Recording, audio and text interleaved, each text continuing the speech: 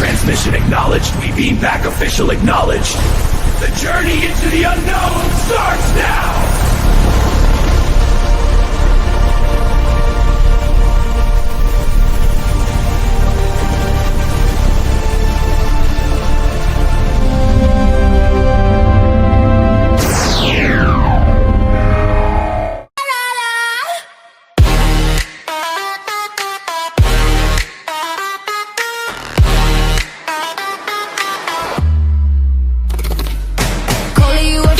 Beam me up, Maya star fire, light it up. SNX on the airwaves now. Truth in the static, clear somehow. I've been a seeker since day one, with a pocket full of doubt and a red sun. Coley, Weber, voice so clear. Maya star fire, bring that near. Unite the ones who feel too deep.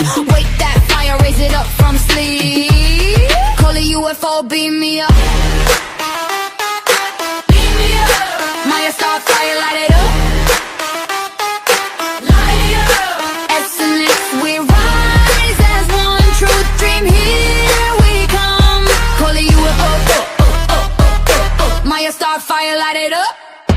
Coley Weber, aka Coley UFO, hot supreme when the questions flow. Experiencer with a steady hand, pointing souls to the promised land. Maya star fire, healer in flame. Master energy, calling your name. Impact glow in the midnight air. Take that journey if you dare. Coley Weber, vision clear. SNX uniting year by year. Maya star fire, spark and guide. Open the door and step inside. Coley UFO, beam me up. Beam me up. Maya star fire, light it up. Light it up. SNX, we rise as one. Truth dream, here we come. Maya star fire, light it up.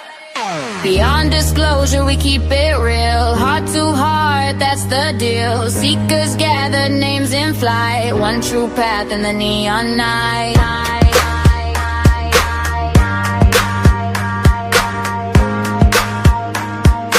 One true path in the neon night.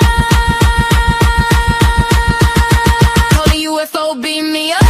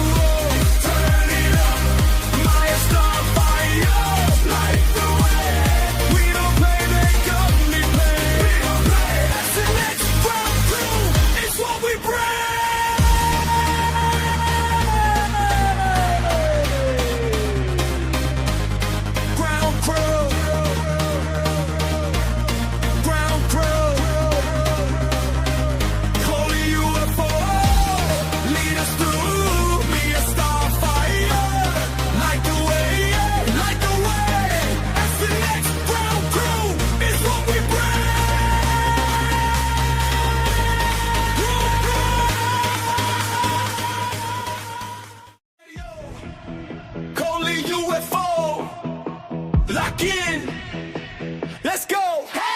And walking chips up, chrome on the kicks. Talk big talk, got codes, got tricks. I see you flex, but it's cute, that's small. I run this grid, one ping, you stall. I'm that glitch in your perfect run. A girl turn a joke to a loaded gun. You call control, I call it love. You call it game, I call it us. you wanna climb, I'm already upstairs. You wanna shine, I'm burning in the flares. Step in my lane, you slip, you slide. Say my name once. Then we ride. Beat me up, Coley, turn this up too loud. Too loud. SNX crazy, shake the whole damn crowd. You call, I respond, we collide on the floor. When the baseline hits, they be begging for more. Beat me up, Coley, send the signal through. If you ride for the way, better say that too. You say yo, yo, you say yo, oh. When that drop comes in, we don't ever shut up. Hey!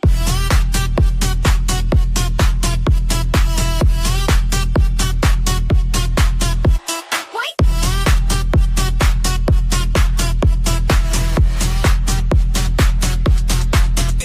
I talk slick in the candy coat draw. Hair slick back, I was born to brawl. Cat, I swing with a diamond lip gloss. Step on next and design a cross. Old school fade with a brand new glitch. I flip the script, make a rich kid itch. You want that ring, that crown, that throne? Smoke that bone. We write our own.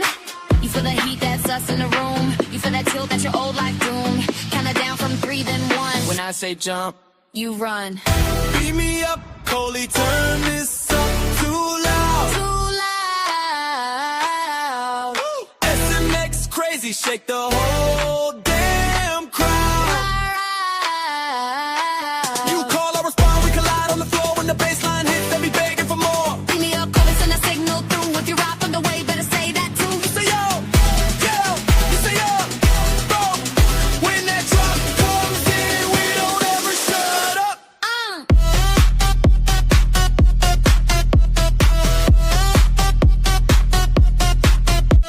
Wait.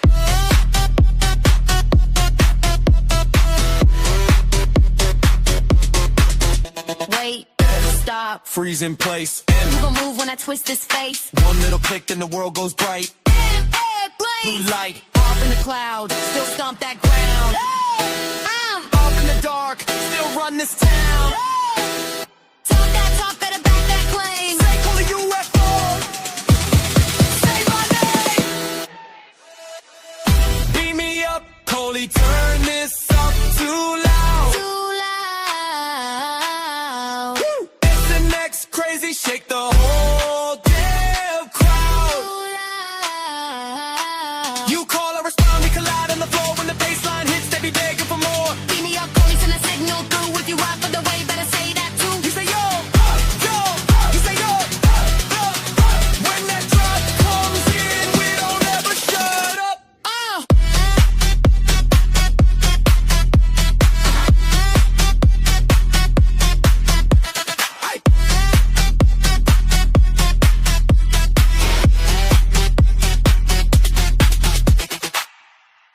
Hello, everyone, and welcome back to another episode of SNX Radio. I'm Coley, also known as Coley UFO, and it's great to see everybody here tonight. The chat was popping.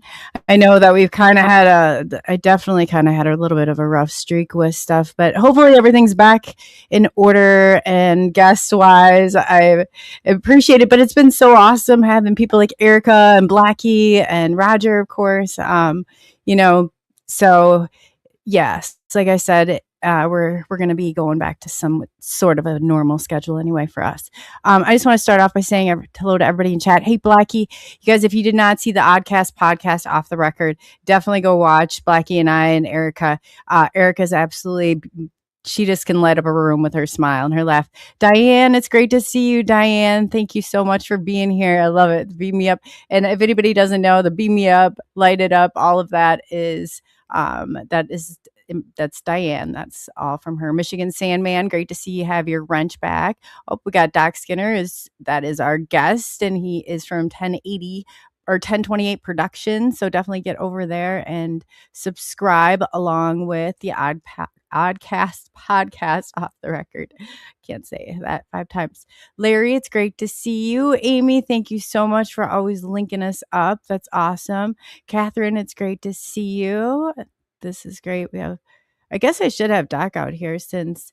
Oh yeah, you know what? Since you're streaming too, let's see. I'm gonna add him on the stage.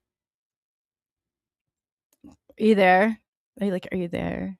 We're like two. So I know that I didn't like really announce you, but I'm seeing some of your people on here, and I figured that you probably wanted to go through chat too and say hello. No, I still have people. That's cool. Yeah, you have. I got my tribe still. That's good to know. Yeah, they're starting to. Yeah, that's awesome. It's good to see you back. Oh, you don't have your spaceship anymore, is what Mr. B would always say.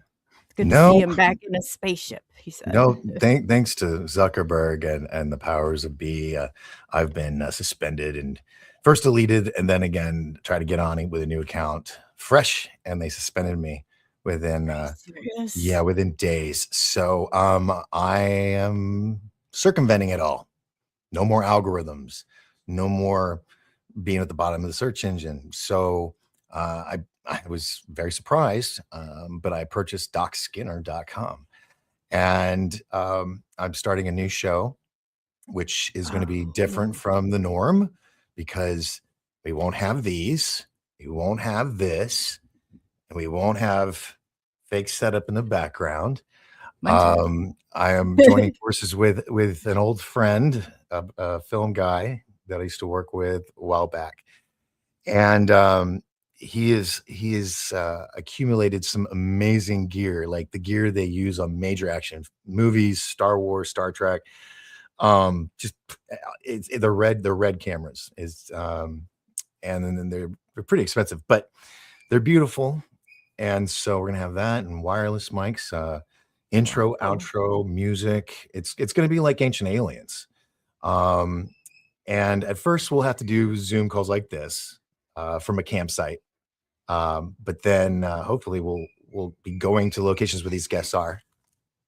Very cool. If you see me do this, I'm a parent and I'm hearing one of my little puppies squeal.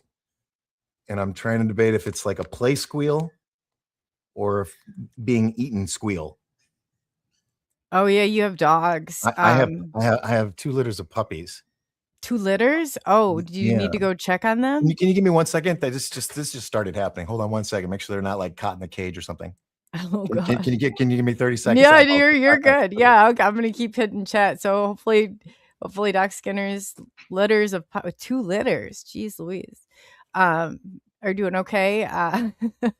It's great to see you, E and Larry, of course. Amy, thank you for linking us up. That's awesome. Oh my gosh, that is so awesome. I see the post those. That's amazing. I don't know how you do it, girl, but you do it and you do it very well. Mad Pax. It's great to see you, Mad Pax. Yeah, I'm going through it and I saw somebody that was in on your side and I think I forgot. Spider Bite, great to see you, girl. Let me see. Oh, Standing Stones, and we got Undead Jed is in the house. Great to see you, Michigan Sandman. Someone's saying I have a Patreon. I don't go to the Patreon. That's old. I don't know where that came from. Amy Alo. No, she's getting it up here because I have that. Do you want me to? Delete that. For now on, everything. The flagship is DocSkinner.com, and then 1028 Productions will be below that.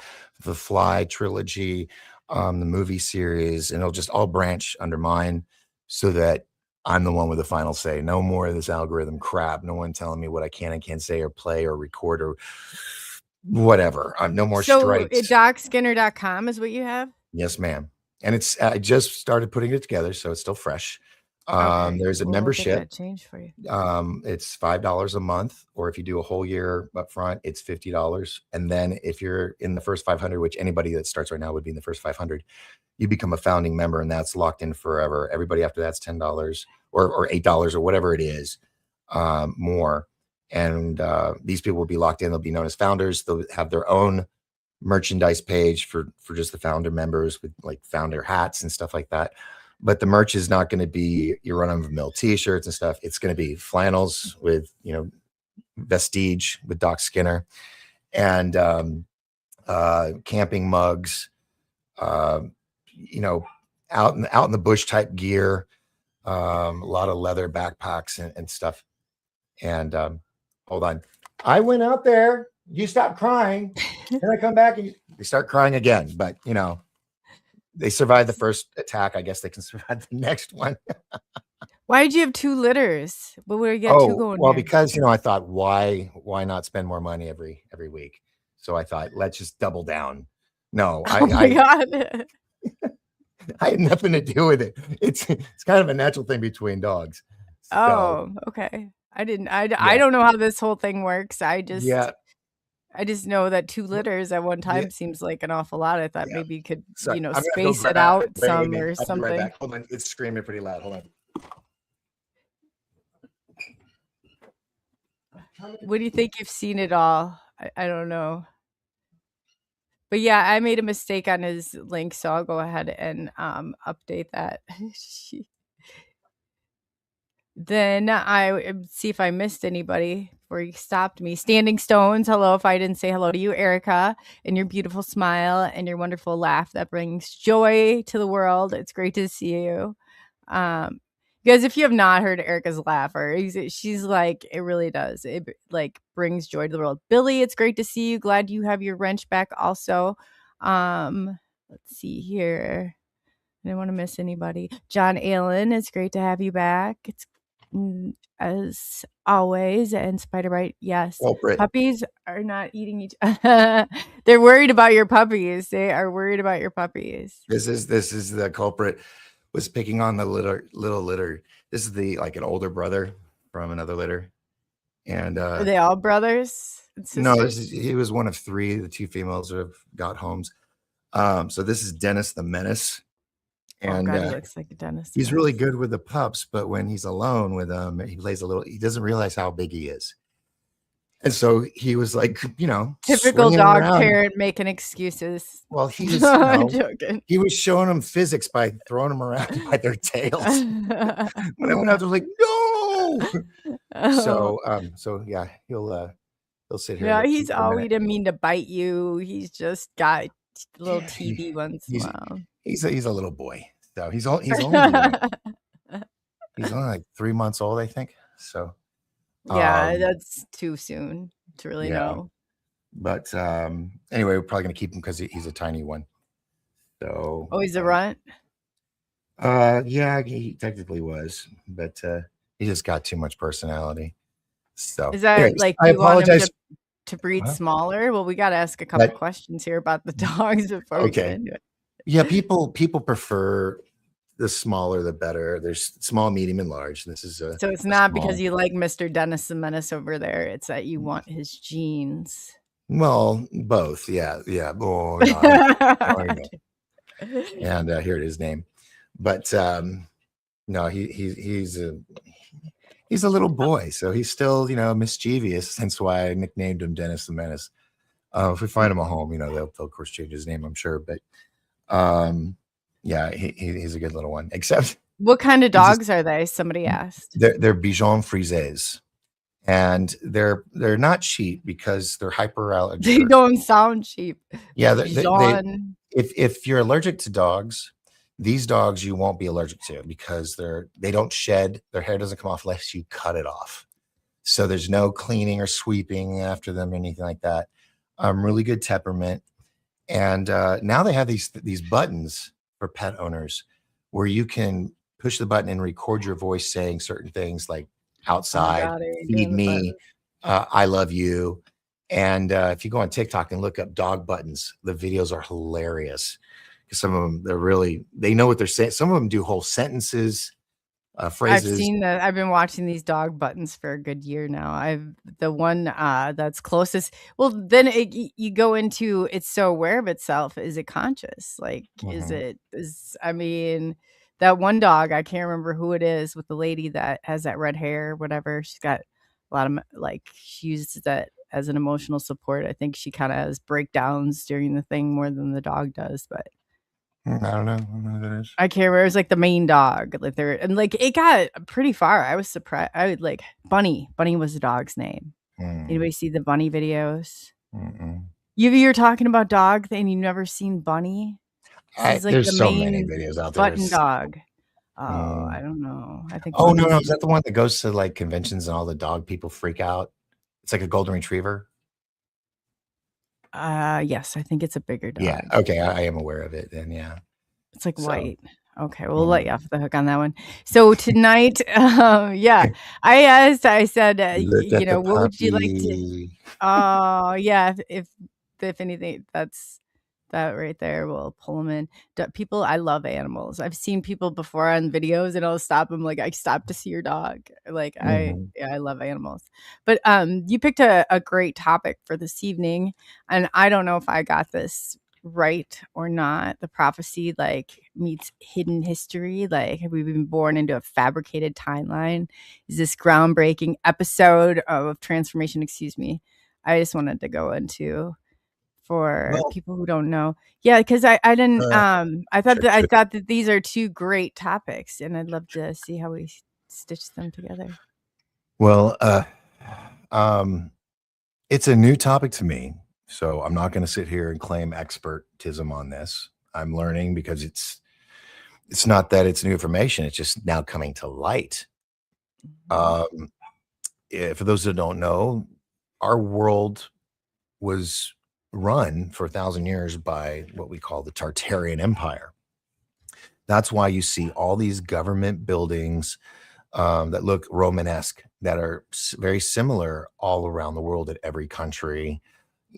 Russia, Japan, America, South America, they all have these similar buildings because at one time we had the Tartarian Empire going on. And some say, and that's where Satan's little season comes in, is that in the book of Revelations, it says Jesus will come back, after all of this happens, and he'll reign for 1,000 years of peace.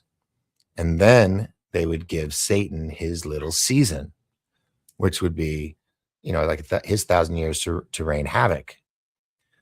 Well, That's what's going on right now, isn't it? and that's what they're saying is that people that are waiting Yeah. on the rapture and the second coming and all that um, are waiting in vain because it already took place. And if you look at a lot of these Tartarian old world buildings, is what they're kind of calling them now. Okay, you look at the photos of them, like before the 1850s. These buildings have numbers on them, and they say J, and then 3 digits. All right, that was the 1,000 years with Jesus. So it was Jesus, and then it would go up to 999. Right. Well, what Satan decided to do was to erase that history and let people think, oh, well, it hasn't happened yet, so get ready for it. And then, of course, our government's on stupid. They're like, well, oh man, we're gonna need to use this Bible as like a, a script, and we're gonna have to create this thing called Project Bluebeam and all this stuff. And we're gonna have to, because they know it's not really going to happen. And I know I'm going to lose a lot. I've been a Christian all my life. Don't get me wrong. Okay. But when you put all this together, and the fact that on these same buildings that you see photos of that say the J and then 976 or 982 or whatever, they now have the J replaced with a 1, which means that they created 1,000 years that did not exist. And they threw the dark ages in there, kind of narrate the story. And then, Oh. didn't get his attention. He's like, why'd you put me down? So, Next time, have 3 litters what? of puppies. Oh, well, we did. Just one was on Easter Sunday, and then the other 2 was June 15th and the 19th. So, All at one time. this is the Easter boy right here is Dennis.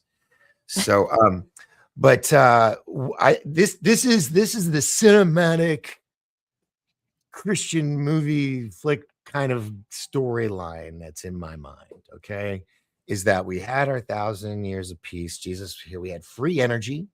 We had free flight, with all the Zeppelins everywhere. We had giants. Look at all the doors, how big they are. And the fact, I think we talked about the staircases and the steps up to these buildings. You have what they call landings. All right. Why would you call it a landing unless you were landing a foot on each of the landings? And then the people walk the stairs in between. And so those steps were for the giants. The doors being massive were for the giants. But then when Satan took over, his demons or whatever, however you want to see it, took over certain families, the ones we all know of. Okay, the ones that have been running the world since, the same ones that ran psionic weapons that they had back then, and basically liquefied the ground, causing buildings to sink worldwide, hence the mud flood. Now, and there was a battle. And then when this happened, they were like, we need to get rid of these adults because the adults know the history.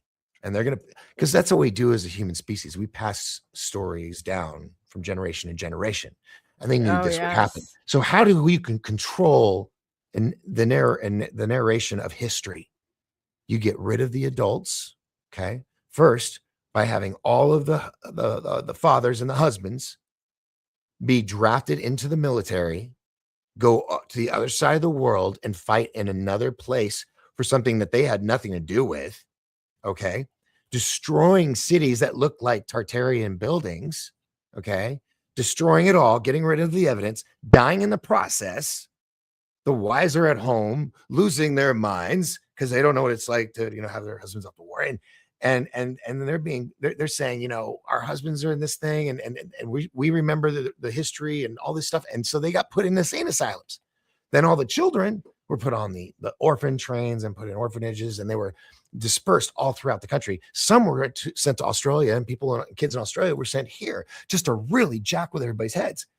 So you see these photos in the 1850s and stuff of these beautiful places that look like the World Fair, surrounded in mud, with maybe 2 or 3 horses, buggies, and carriages, and then some very, very pompous people in jackets and dresses and umbrellas, or parasols. Parasols. Is that what they're called? The umbrellas. Sorry, I was being classic. You're way up ahead of me on that all one. these photos, right? And then you have the World's Fairs, where they say, "Oh, we built these huge, cities in a year or two." And then we destroyed it 6 months later. The hell we did. Why do you think they came up with the term founded? Because they came across and found the remnants, or the vestige, little show plug there, by the way, that, remnants of history that was, is that they were like, okay, we have all these buildings. We can't just say they appeared out of nowhere because that ruins the illusion. So they created the World Fairs, and they went around, they showcased the remnants of these Tartarian cities, and then got rid of them. 6 months later, tore it all down, and this was sturdy stuff. And by doing that, because think about it, if we had all that, why were we still in horse and buggies? Why were people still living in shacks? Can I tell you that I worked at a zip line where I was a guide trainer, but I had to learn their whole spiel. So we'd be like 100 years ago, the electric trolley came all the way through where we had light poles with all this electricity that came through, selling people electricity. It's like nobody got the bill. The electric train just came. I mean, it's like, what? People lived. They weren't enslaved.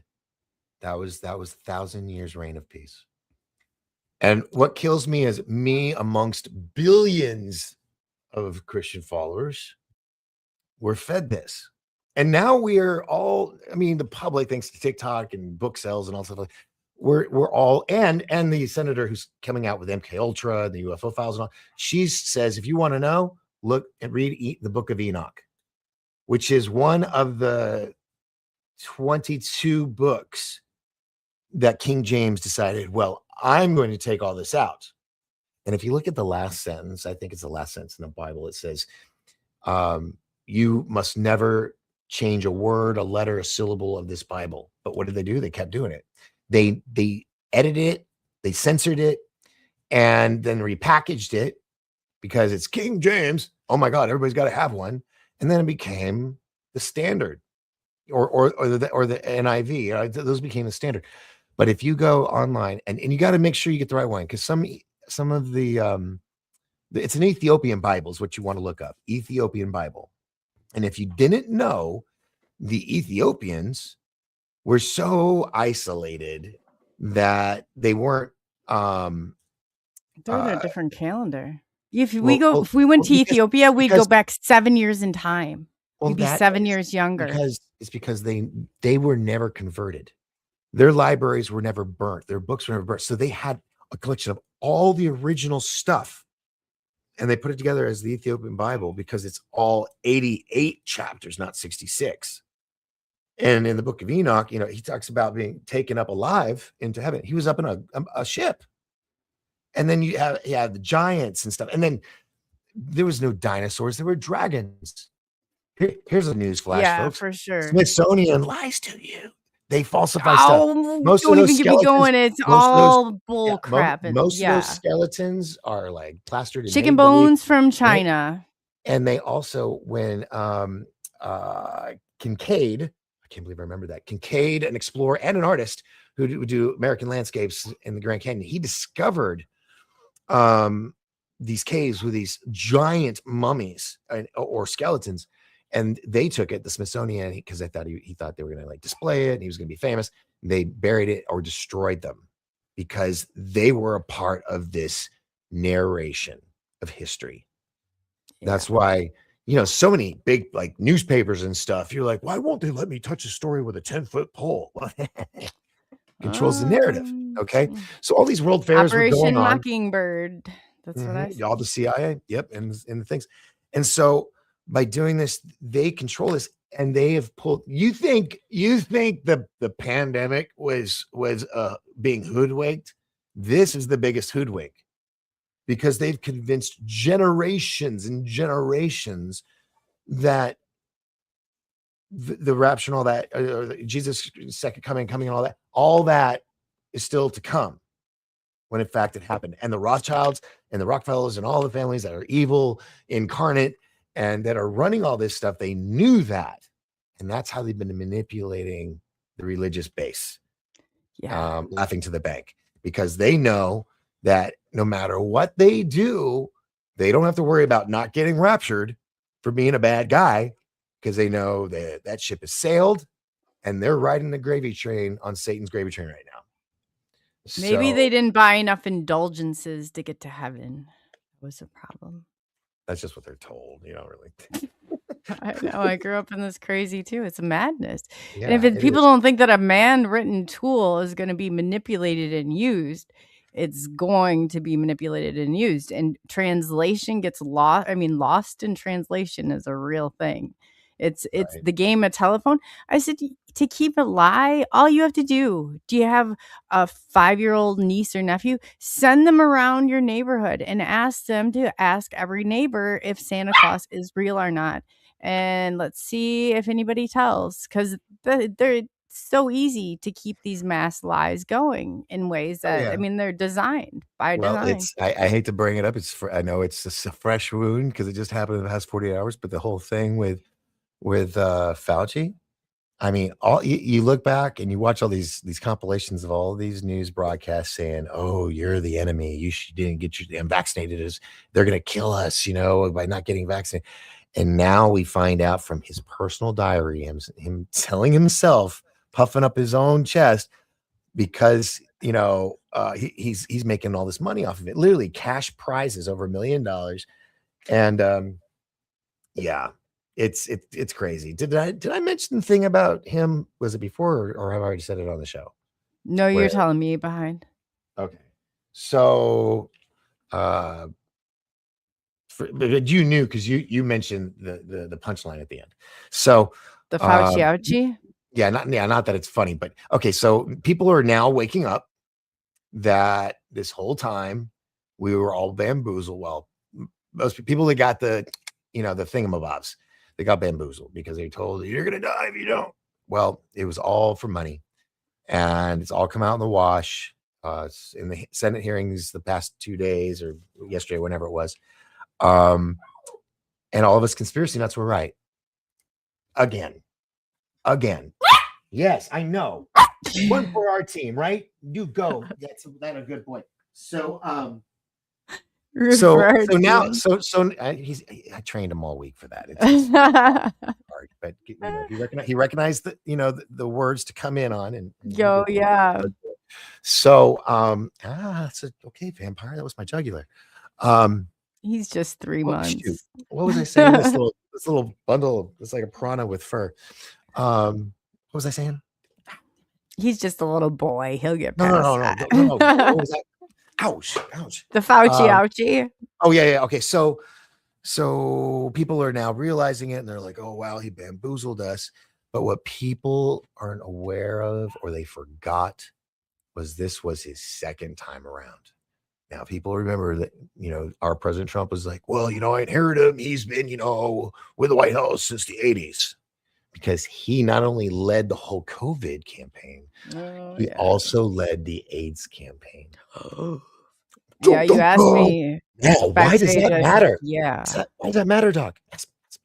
And almost the monkeypox. No, He almost got us with the monkeypox. But yes, he has.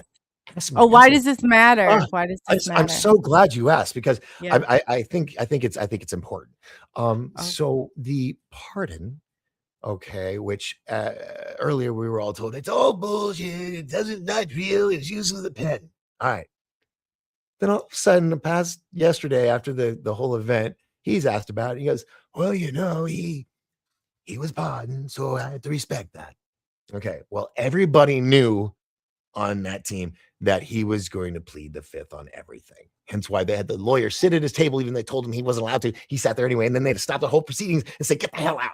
So it was all staged. Once again, 5 inches. I know it was really cool, wasn't it? He's so smart.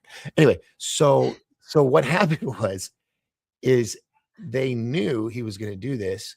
So and the fact that he had a pardon and Trump was like, it's okay, we'll let it go. The pardon says now that he is pardoned, no matter what he would say, he has to answer the questions. He doesn't have the Fifth Amendment right anymore. Okay. So by doing the Fifth Amendment 111 times, he is now in contempt of court. But the what do you call it? The pardon was only for 2014 to now for COVID. Okay. And he wanted Fauci tried to get the pardon for the entire term of him working for NIH. Oh, I'm sure he did. Which went all the way back. Oh, now, so here's the folks, lawyers, attorneys, senators, attorney generals, just so you know, the pardon doesn't go for the time he was doing the AIDS thing too. But do we know he's not already covered? And that's how he knew to get a covering on this one, though. I'm sure somebody would have found it. So what we waited until, it went day by day by day up until we're like, we're not going to be able to persecute. I thought it timed out on the statute of limitations. Like, what are they actually going for then? No, he was free and clear. He was free and clear with the pardon. But they cornered him, and his lawyers weren't smart enough to remember that part of the law, and they played him. They played him right into their hands, and he was just smugging straight the whole time. Like, do you think anybody's going to do anything about it? If they do something about it, I'll be like, well, I'll tell you something. You know how I believe that our government or the New World, whoever, the Illuminati, Draconians, they have some kind of frequency over us that keeps us calm to a certain level. Okay. Only reason why I believe that is because there are almost 8 billion people on this planet, and the things that he did, the things that Gates did, and they're still walking. How? You're telling me out of 8 million, I'm not saying call on to do that, but I'm just saying the law of averages. Come on. But whatever. I think I know Bill Gates got warrants for his immune shots around in different parts of the world. He can't go near those countries or he's, going to be taken for a war crime. Because that's what it is. It's war. It was war against the people. It was war against our economy. It was a war against our children. And, they really did. They forced it on us. Now, this is a perfect example of how the powers that be, and I'm not even saying government, I'm saying the families, the bankers, the ones that really run the show, that know about this secret about the Satan's little season, and they're milking it for everything it's worth. I don't know what's going to happen after this. All I know is anything that seems like God's coming down from the skies, or God's talking to you in your head and your belief in your language, or wherever hemisphere you are on the planet, that's Project Bluebeam. That's skull to ear or skull to head technology. And I've known about all this stuff for so long that I might go, damn, this is a great production, but I know it's not real. So it's basically kind of along the lines of the psychological warfare and manipulation of Oh history yeah. that he did for Tartaria. Did I mention no, I didn't. I think I just mentioned this to my sister today. All right, let me ask you this. Have you ever been to China? No, Have you ever seen the Great Wall of China? I've seen what they want me to see of it. Oh, wise response you have. And I have a story about China itself and their forests. For those that have been there, have taken photos, I want you to go back, watch a video, and look at it. Okay. I want you to look at any point in time where you're pointing out at China, and then you're maybe pointing out on the other direction from the wall.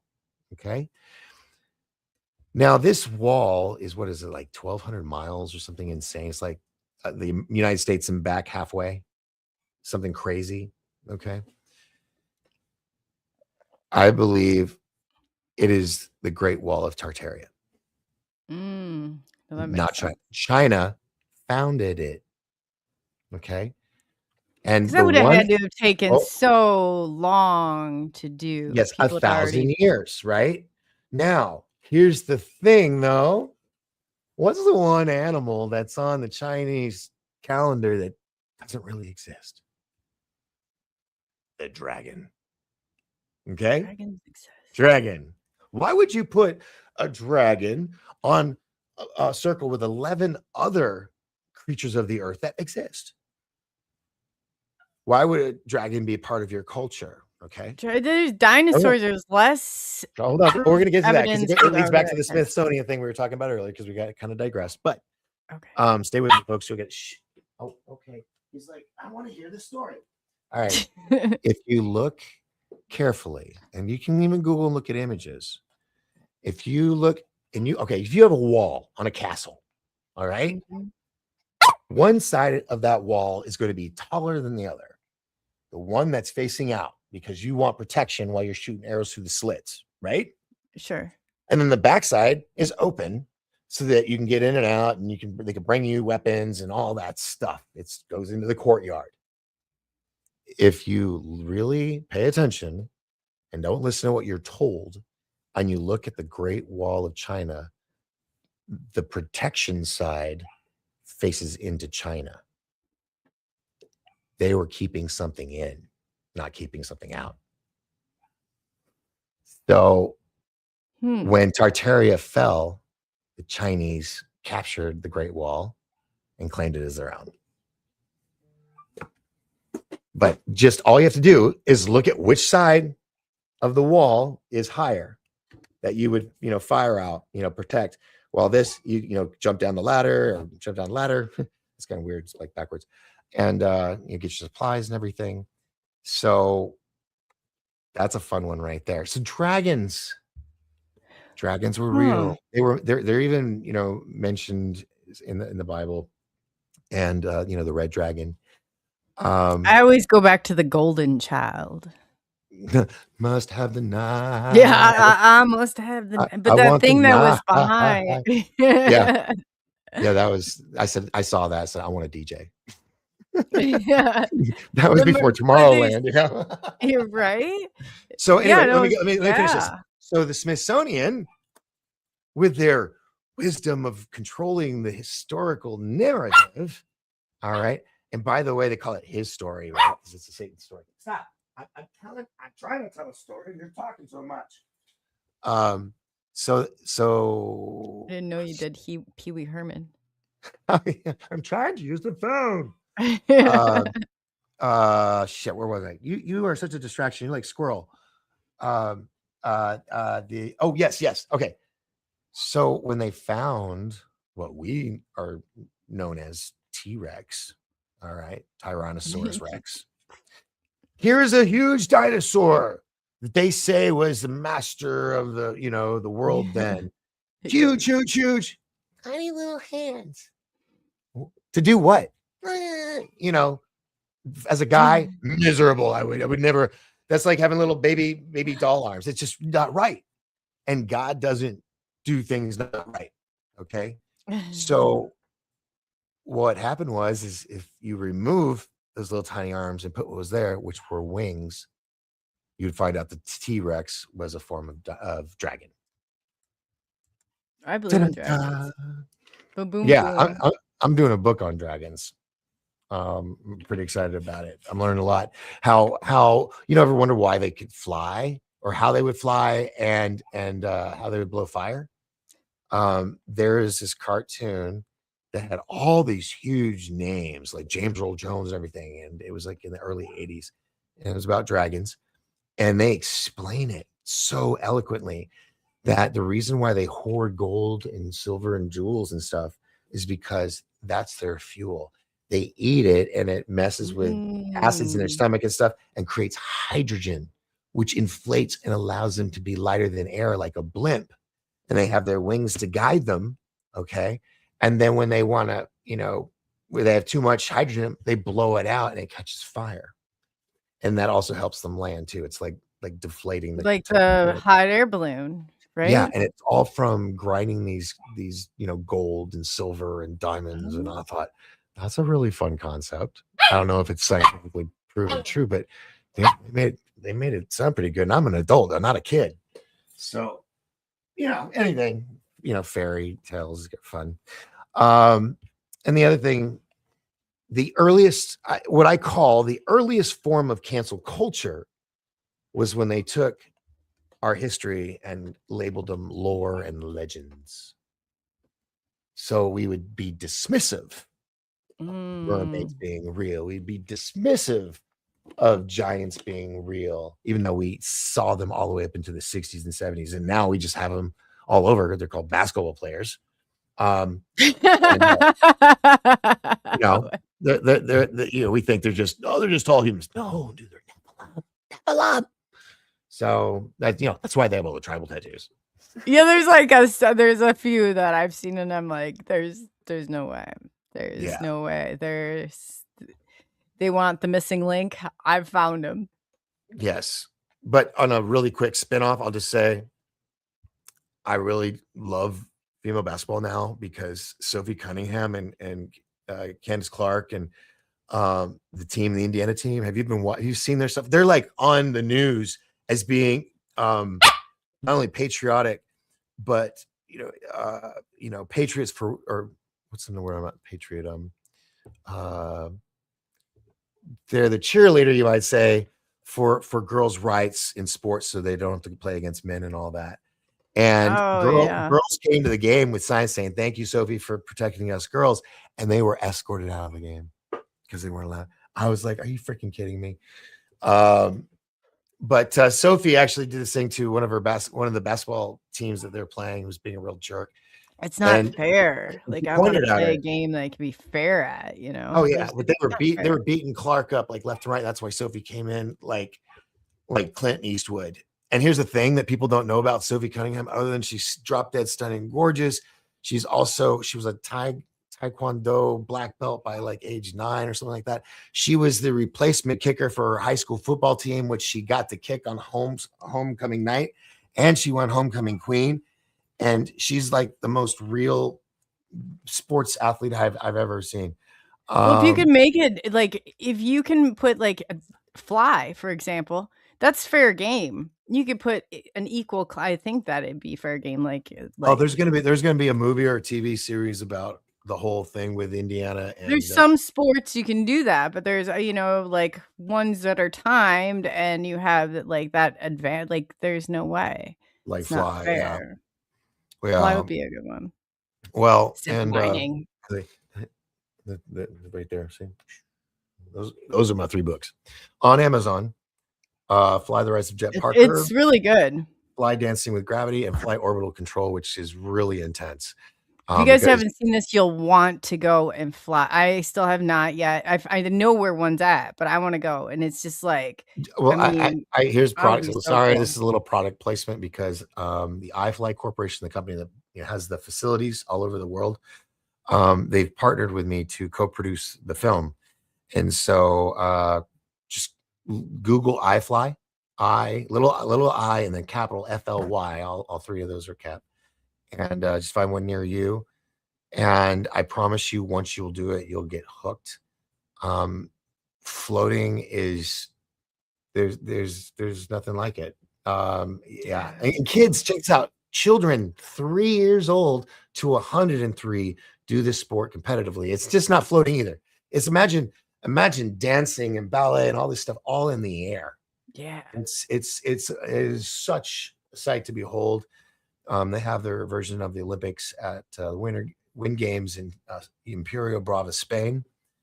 And I got to go to the one in 2020, January. I think it was 17th to the 20th. I was the last flight out of Spain before the world shut down for COVID. I almost got stuck there with no money, Oh no man. travel partner, and couldn't speak a lick of Spanish.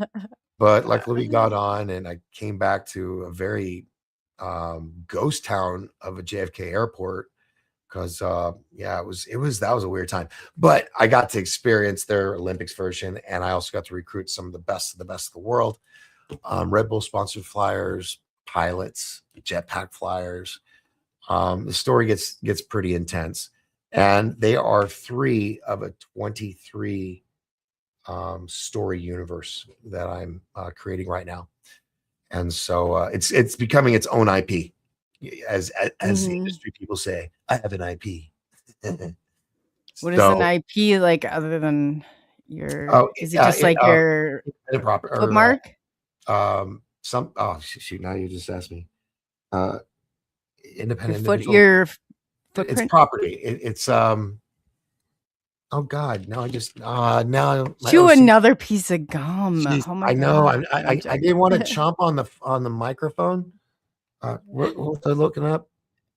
If you guys have not seen this is so but one day he was like on Jim Goodall was on, and he was like on and remembering everything, and I'm like, what are you doing? And it's this gum he's been chewing, and I'm like, no way. I'm not chewing to be rude. It's a thing I have to do so I could be smart.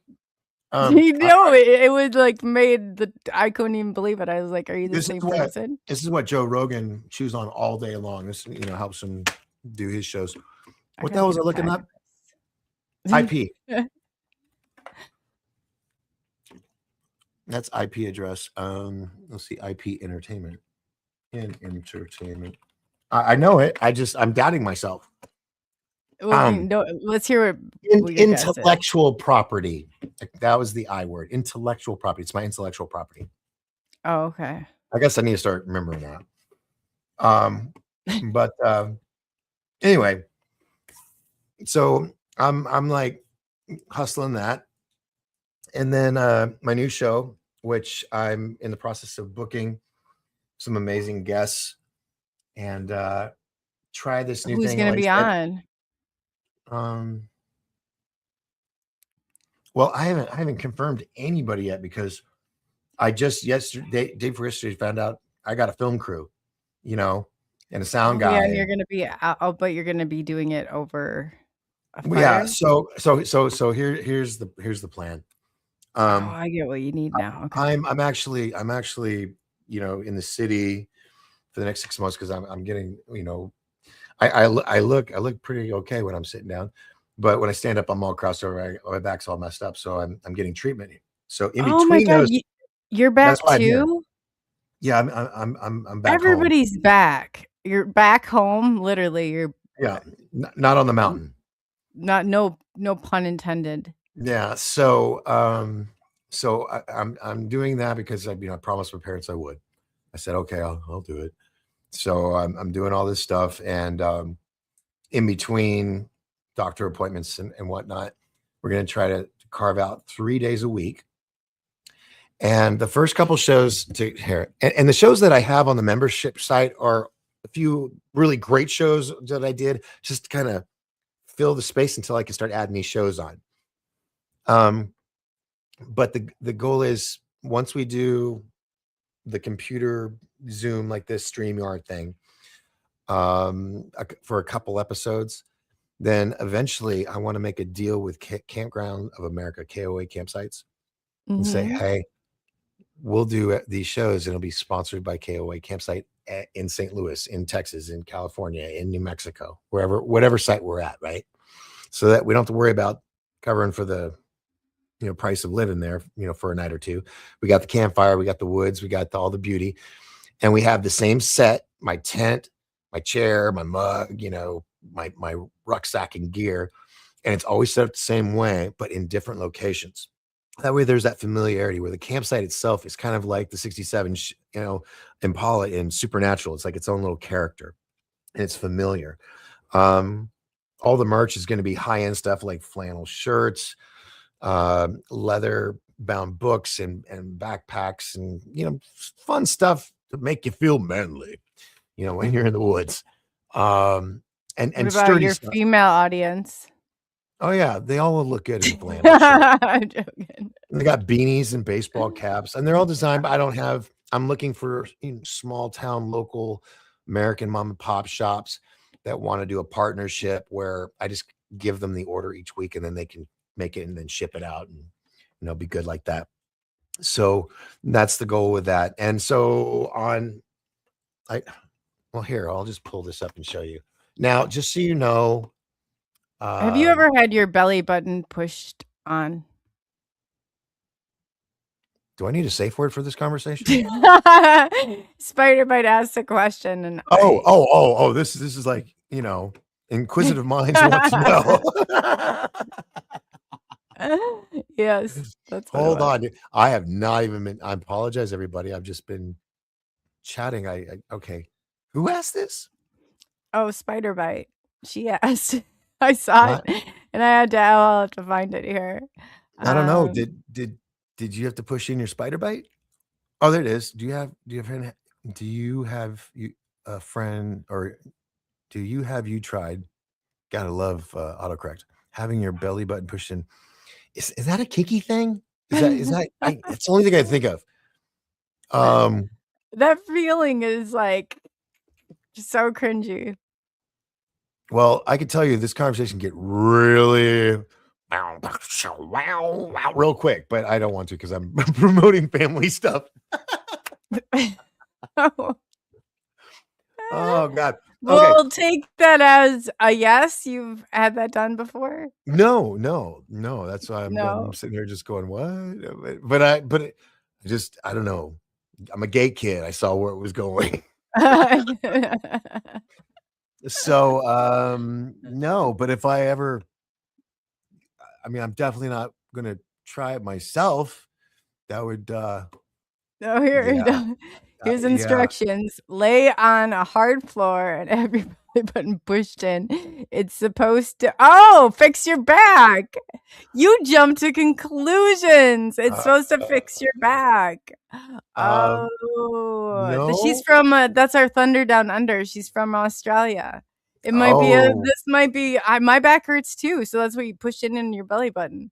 Yeah, I need someone else to see? do it because whenever I'm hurting, it's like I can't press hard enough because I'll be like, ow. So I need someone else that doesn't feel the pain and they're just like, it's necessary. It needs to. Doc, it was for your back. Okay. Well, thank you very much, Amy Ello. Appreciate. Sorry for the, I've been. I'll just say I'm not celibate over 15 years. I get my re-virginity card next month. I'm very, very proud that I get to start all over again. So, I moved to this big state, hoping that Make maybe better I can, choices this time. well, I'm hoping I can import me a woman from here to the mountain, because not a lot of bacon. Yeah. All right, on to Tartaria, Satan. What are we talking about, Satan? All right. So yeah, and that's another thing. Like the Statue of Liberty is technically Lucifer, right? And a lot of people don't know, if you look at the bottom of the Statue of Liberty, her feet are shackled with chain.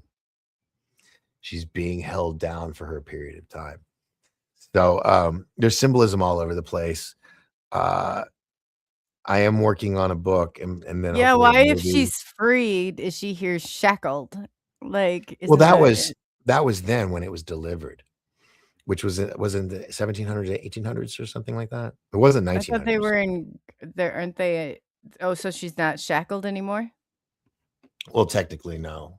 And then you look at the river, not the Nile River. Gosh darn it. The river over in Egypt that's dried up, and they found caves underneath that look like prison cells that were empty. And in the Bible, it says the 4 angels would be kept under, I think it's the 4 angels, would be kept under the Euphrates River that's dried up. And if you look at the Euphrates River, where that's happening from space, a satellite image, the river forms the Omega symbol.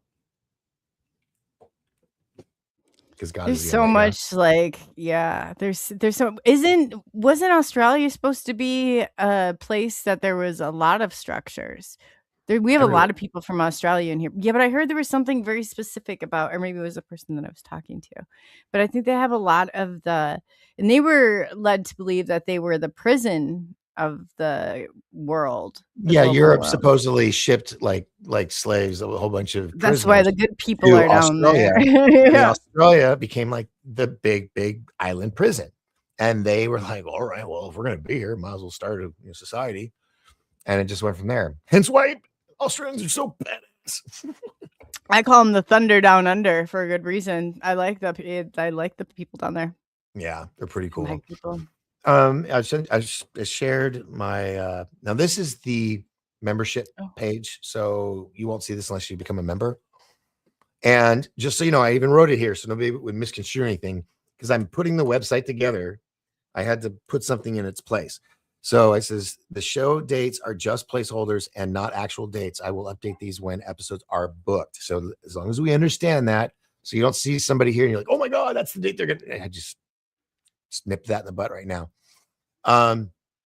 So Emily Harrison with the Akashic Records.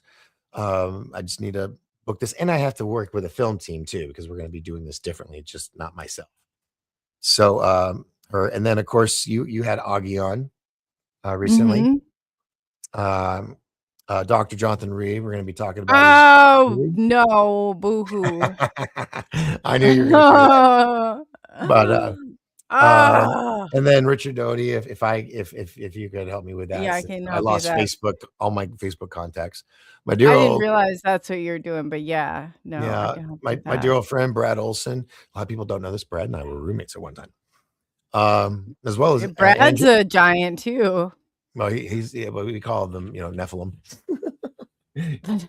You're Bigfoot. He's a Bigfoot.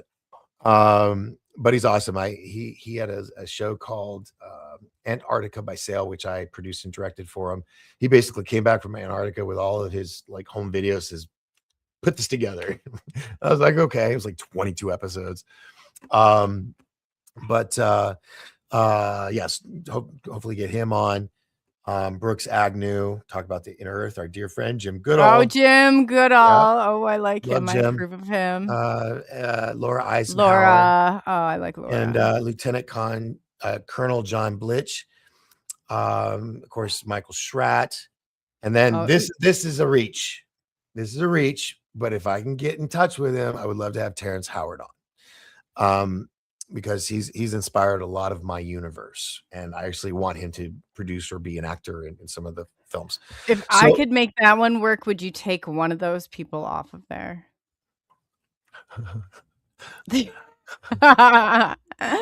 What if I could produce 2 of those people? Can we trade for just one of those scoundrels? Well, I have all these people except for Doty. Okay. And Terrence. Yes. If you get Terrence, we can talk off air. Yeah. I know. I'm not. That's, This is that's what sucks not a bad about option. Like friends that as don't like other friends. You know. nah, gosh, Yeah. so I still itch over that one. That was one of the only I think I lost my composure. But Well, I'll let me he see what I can do. okay. Yeah. I mean, I do have one contact who knows him, Nia Peebles, but she's one of my big celebrity friends. So I try not to harass her or bother her with anything. Well, if we I mean, can but work a deal out. she's actually just so you know, the reason why we talked is because Nia and I we met at a producers party at a film festival in California, and I know a lot of celebs, so I don't get stage struck or starstruck, right? I'm just like, okay, cool, Mhm. whatever. I walked with the film festival director Steve Savage, and we were walking towards this kitchen. I was like, telling him, thanks for inviting me, I'm having a great time. And we stop at the kitchen, and there in the corner, trapped with a drink, with Alan Levy, who directed Knight Rider, CSI, Magnum PI, Love Boat. I mean, all these great shows I grew up on, right? And then Steve Savage on my right, and then right in front of me, cornered in this little corner of the kitchen with a drink, is Nia Peebles. I cannot look at her. She is so unbelievably gorgeous at 60 Who is something, she? right? Oh, you like the Cougars. Walker, Texas Ranger. Did you ever watch it? Mm. Oh, did you ever see the TV show or the movie Fame? I'll look her up and see. I gotta see what. You'll reckon. Anyway, she was on Walker, Texas Ranger with Chuck Norris for forever, and she's amazing. So I froze up, and I'm looking at Alan Levy. I'm looking at Steve Savage, and after like 20 seconds, she leans forward. She goes, "Hi, I'm Nia Peebles, and you are." I'm like, "Hi, I'm Doc. I'm I was at a producer director party, and so I didn't want to get my friends in trouble. And so I was like, I'm a producer director." And she goes, "Oh, really? So What are you you working on?" lied. Oh, dude, I was like so bubbly, nine, Planet Nine, Cloud Nine. I still just thinking about it. And she goes, "So so you're a producer, you're working on things," and without thinking, like a dumbass high school kid who started puberty, I'm like, "Oh yeah, this movie, I think you'd be great in it." And she was like, "Really, what's it about?" And in my head, the brakes just screech, and it's like time froze, and I had this conversation with myself. The hell are we gonna tell her? You don't have anything. You're just Self, did you you're hear just me? What writing your are we friend's gonna coat. tell her? Yeah. You're writing your friend's coattails at this party. What the hell are you doing? And all of a sudden, earlier that day, while I was waiting for everybody to get ready to go to the event, I was just watching YouTube videos, and I saw this video by the Mad Ravens, MADD Ravens. Look them up; they're amazing. 4-man team in a wind chamber, and they look like four guys in a blender. They're just, and none of them are hitting each other, and it's beautiful. And I just remember thinking, "Oh, that's cool." And then went to the next video. Well, when she said, "What are you working on?" immediately it went to that. And I looked into her eyes, really straight faced. I was like, "You ever wanted to fly?" She goes, "On what?" I was like, No, like really fly." And she goes, "Yeah." So I start making this story up right there on the spot. And after like 10 minutes, I got Alan Levy, this legendary director, and Steve Savage is another legendary director, producer, and film festival guy. And they're just like, "Wow, this is." And all of a sudden, I said, "Well, I knew in my head. I mean, the whole time, actually, I'm yelling, "Stop! There's no more!" And I just kept going and going and going. Finally, I I've said, heard those stories. I Funny. think I said too much. I don't want to give anything away. I'm still kind of working on it. And Steve Savage, this is Magnum PI, Simon, and all those great shows. He's like, that's great American wholesome entertainment. We need this kind of movie again, Doc. You need to make this film. And I'm like, shit, And then Steve Savage says, "Yeah, I No think you should too. problem. You should definitely do this." And then Nia leans forward and she goes, and it's funny. I've told her this story so many times. She's like, "It's so cute." I lean forward, or no, she leans forward to me and she goes, "Hey, can I give you my number? I'm kind of interested." Oh. I had to hand her my phone. I was like, "You do it. I can't." My hands, I was shaking. I think she thought it was cute, but she gave me her number. Then I get in the car with everybody, we leave, and all I could Cute think are of, you? Yeah. dude, it's like I'm telling you, I'm getting my re-virginity card, so I have that like pent up high school. Like, oh my god, somebody likes me. Um, and so I'm like, oh my god, I'm gonna call her. Oh my god, this is gonna happen. And then I'm like, Oh my god, this is and then it so hit me. painful. I said, I don't have a movie to offer her though. So I went home and I just dove into YouTube videos, Red Bull videos of everything about this sport, learning who the players of the game were and the events and everything. And then I wrote the story like in a few days. It just clawed its way out of me. And then I got a hold of Leonid Volkov, 3-time world champion. And never call. Did you know there's 12 time zones in Russia? Never call a Russian at 3 a.m. when they're asleep. It's not good. But I did it. And we ended up becoming friends. And he's like, you need to come to Spain and, really feel it. So I did. I took a big leap, got a ticket, went overseas for the first time by myself. Don't speak Spanish. And had the time of my life. And what I saw there was something you don't see in sports. At least I've never seen it. I'm not saying it doesn't exist. But every team, every flyer, okay, whether on a team or solo, everybody cheers everybody else on, even if you're competing against each other. They joke because they train together, they travel together, they compete against each other. It's like wrestlers, they may have their competitiveness on, in the ring, but backstage they're buddies. Oh yeah, I This played is roller that derby. without the whole, oh, I'm gonna rip your head off. It's like they're just loving all the time. And I felt that the world really, this was also when COVID happened. Like I said, I almost got stuck there. And Would what's her name have been there too? who? The, Nia? the lady. Nia? Is that her name? Nia? Are you talking about Nia Peebles, the one from the party, or are you talking about the lead character for Skylar? Oh, I thought you were still stuck. I'm wondering who you would have been stuck with if you were in Europe. Nobody, because everybody I knew and I had met that weekend had all flown off or driven off to their countries. Oh, so yes, The event was over.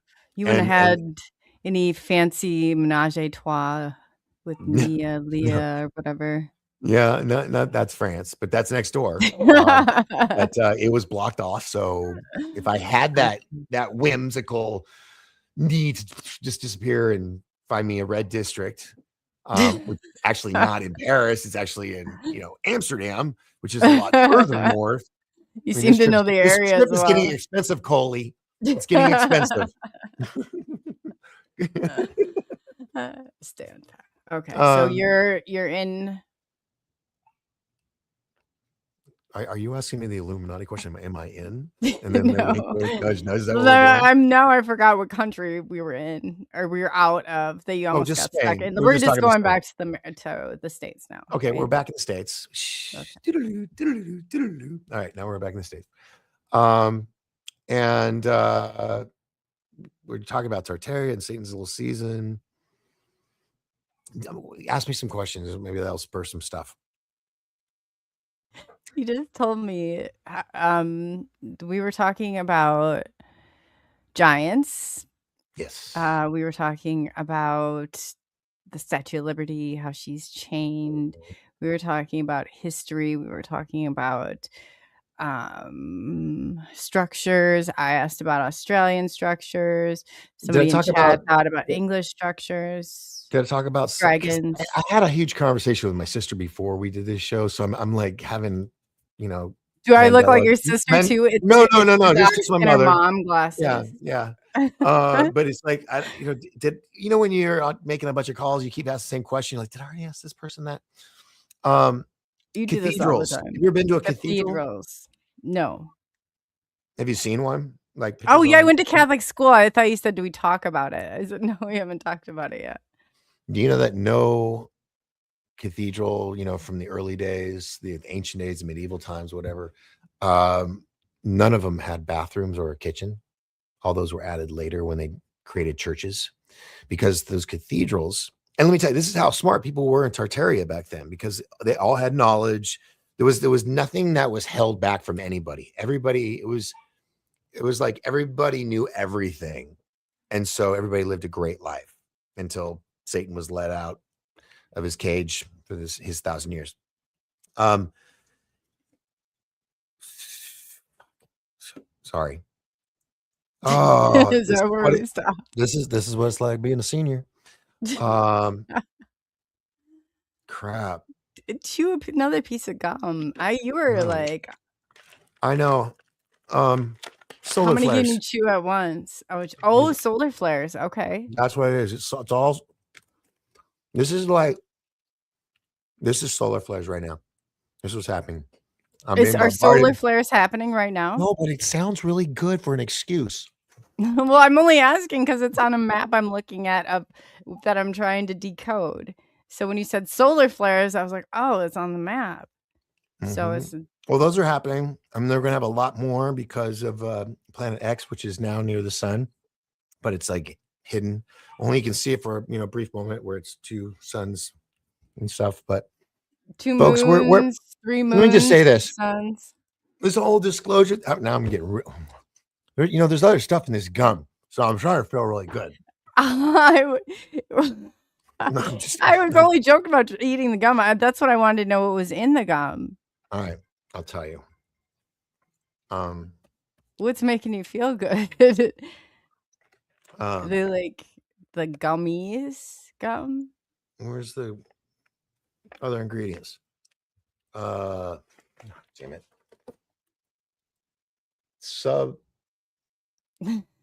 Suborbital gum base. Sounds like a special gummy. Natural flavors, calcium, stearate. All these stupid Latin words. There's a blue collar flakes in there, whatever that is. That's probably not good for you. Circulopopus, monk fruit extract. There's monk fruit. I didn't know monks had fruit.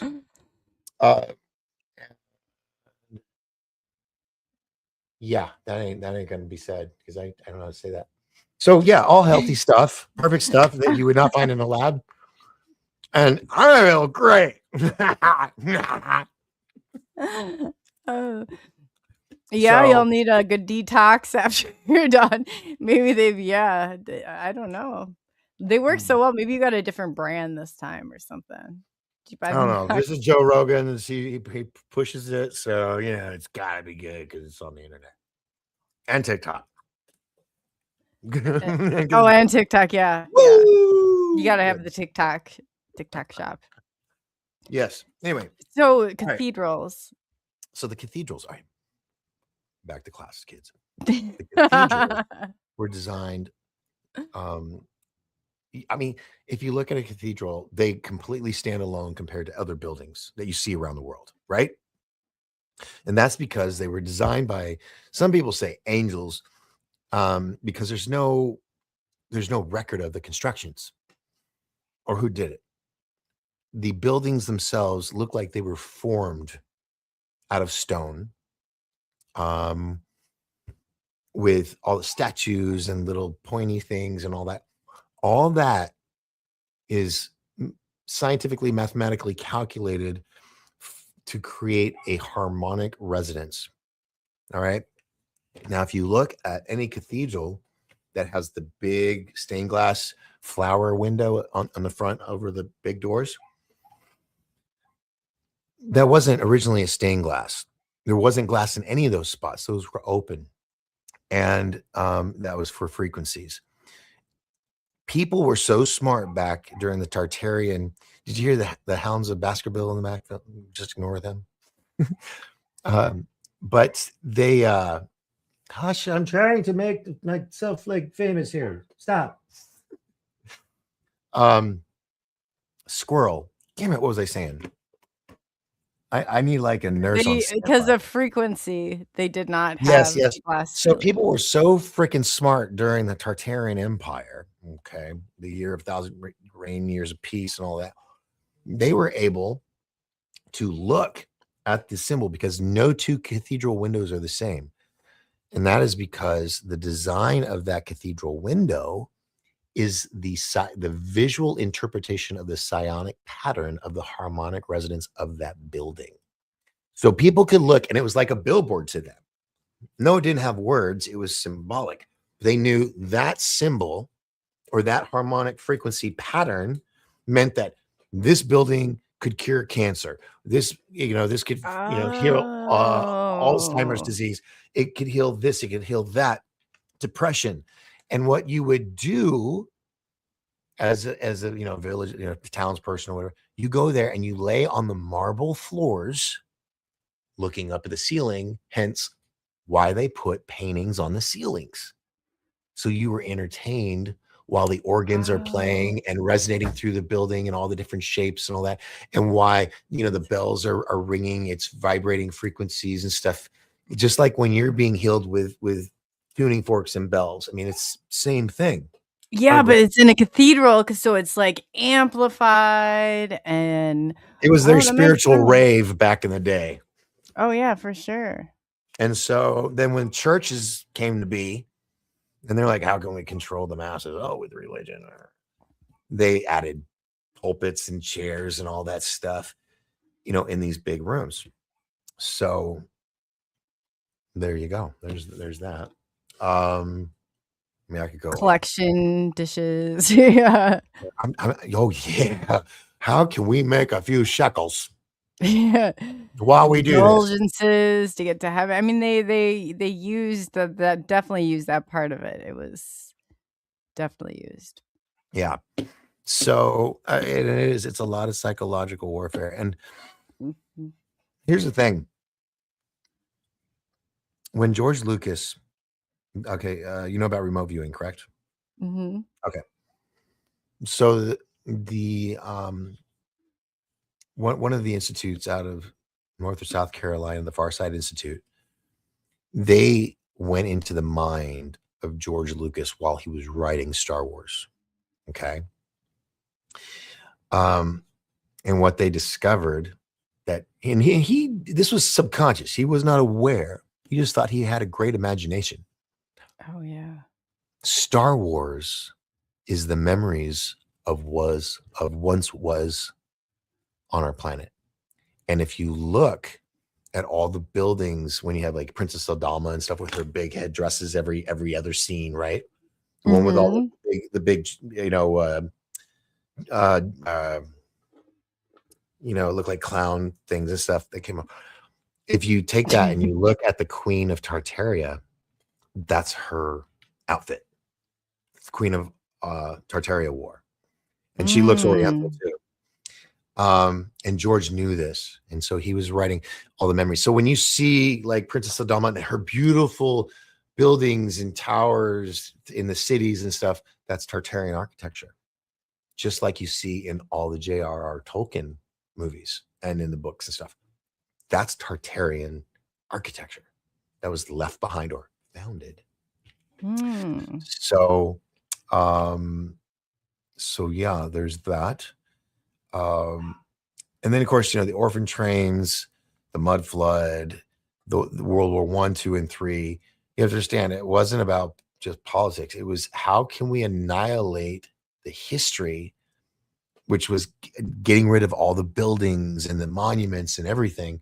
And how can we do it without the people that are around still freaking out, going, you're erasing our history? You cause a world war. All's fair in love and war. Oh, yes. So you get rid of it all. Why do you think Hal Burton is so about let's go in and rebuild? Just like during the Gulf War, we went in there and for the weapons of mass destruction, which we all know was a bunch of BS. The weapon of mass destruction was Saddam Hussein, who had possessed an actual Stargate in one of their temples. It's like called the Stairway to Heaven. And you see the military go in and ransack this, as well as museums, to discover the clues, like National Treasure movie, where they were going in, they were ransacking these museums and finding all this stuff. And the locals, or the bad guys, as we would call them, whatever they were, the Taliban, they were seen going in there, destroying all these artifacts in museums. And CNN was like, oh, how terrible is this? They were doing it so we wouldn't find the clues to lead us to heaven's staircase, where this Stargate was, which we took. And they also took all of his gold too, in big semi trucks. George Clooney did a movie about that. where the soldiers, true story and all that. World's crazy, and it's all manipulated. Um, Oh, it very definitely The is. only time something's not being manipulated when you have a truly sincere human being across the room from you, or next to you, that's working with you, talking with you. They're just being human. But when it comes to people that are in charge of the mass Mhm. population at scale, they don't give a rat's ass. You are a number. They don't know you from Adam. But if it was like a fish out of water, they met you and you went camping for a week and you saved their life, yeah, they might change their ideas, but in the end, they just don't really care. It's all about themselves, and they're working. They don't see the big picture. They don't see the long game. They're like instant gratification. Now, sign my soul over all this stuff. Let's just do it. I want to, like the guy in the Matrix. He says, "I want you to put me back in the Matrix." He goes, "I know this is a mistake, but I want to believe it's a mistake, and I want to be someone famous and rich, and powerful, you know." People people in general do not have backbone. They can't No. stick with their guns. Mm-mm. And people like us that do, we struggle because shit never works out for us, because the powers that be just Well, yeah. like When Zuckerberg you've did. been Like, tagged at birth, I mean, when you're a gay kid, people don't realize like this is what your life. This is your life. yeah, my mom is just now Chaos. starting to grasp the crap that has happened to me throughout my life. And Mm-hmm. I guess she just got the impression that I'm just an entertainer and I make all this stuff up. And with the whole thing Fauci yesterday, she was like, you were right. You're right about it all. And I just looked at her and I said, "I'm sorry, Mom, you took those shots, And so I'm just trying to spend as much time with her as I can. Yeah. Yeah. Were there questions by anybody? That's well, other than fixing your back and pushing your belly button down, like that was so hilarious. Because I myself, I didn't even know that I was just like. I just heard a bass slap. Yeah, but isn't it when you push your belly button? Like I guess I was told that you were. I That's don't for remember. that's for a different activity than fixing I your back. don't think so. I don't think so. I've never heard this That I before. know. That I do know. Oh gosh, But I have not to Google not this. not to where you push your belly button and it pops your vertebrae. That's a new one to me. So, It um, sounds like it'd be on the S&M list. do we really need a safe word to continue this? Yeah. Let's see. Well, yeah, follow me on Doc Skinner. I'm on TikTok. It's called Doc Skinner or Papa Doc Shop. Some reason I was trying to do a shop on there. Didn't know I changed the name.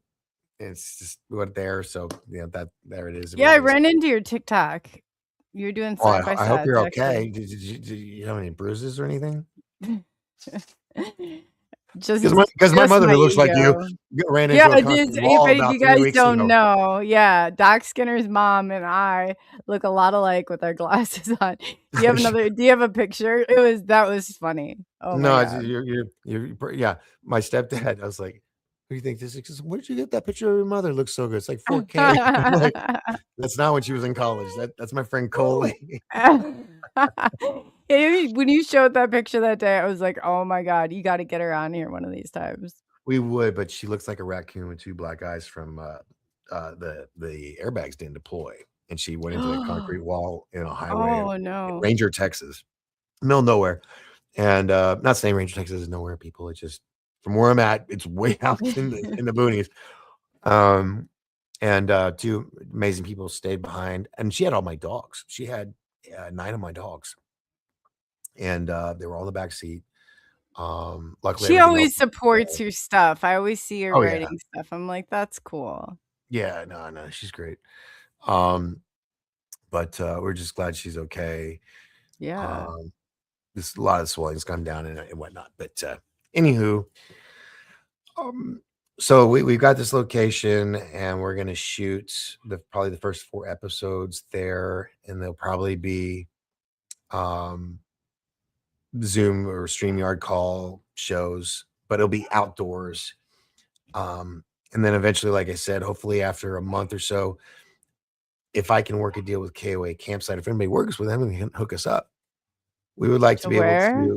to Campground of America, KOA Campsites, Oh, okay. and do a partnership where they could be like our Mutual of Omaha sponsor kind of thing. That's a Marlin Perkins Wild Kingdom reference for you youngins out there. Don't even Google. It's not worth it. Probably not even on Google. It's so old.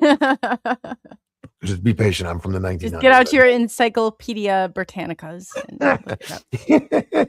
And those are a lot. There was a lot of them. And they kept getting bigger every year. Because like I already bought it, but you don't have the new year. Like, Yeah, you don't have you only have 79. You need 80, 81. I mean, I don't know where you. I don't even have my yearbook. Why do I need all these encyclopedias? And then the Google came, and the Google them all into changed one. everything. Yeah.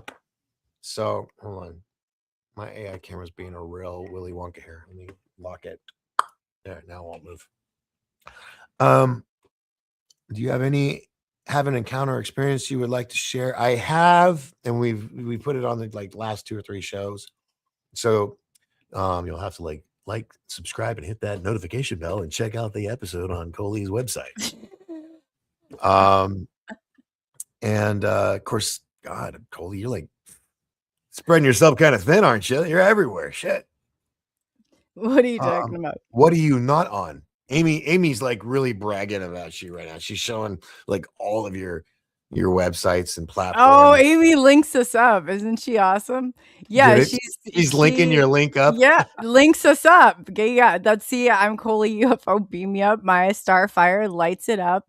Jay Austin breaks it down because he does like and Amy Allo links us up.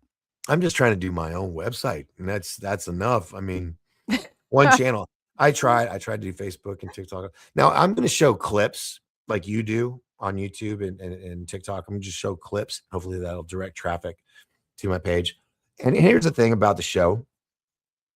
I did the Art Bell kind of show for almost a decade. And then everybody got a web camera and a YouTube channel, and a lot of people were just regurgitating and stuff. And by the way, girl, you are just skipping up the ladder.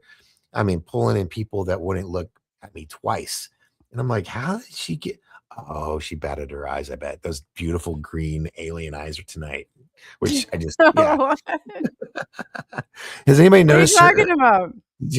They are green. Aren't your eyes green? I don't know. She's He said they looked like. Well, they're gray. They're like, yeah, now they probably really do.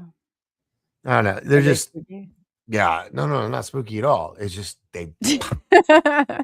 I mean, how about if I look? Maybelline ain't got shit on you. But anyway, so single season, Mudflood explained that, or gave the theory on it. Oh, the show. So we're not going to be doing the same questions. We're not going to ever ask, are we alone? We know we're not alone. We've never been alone.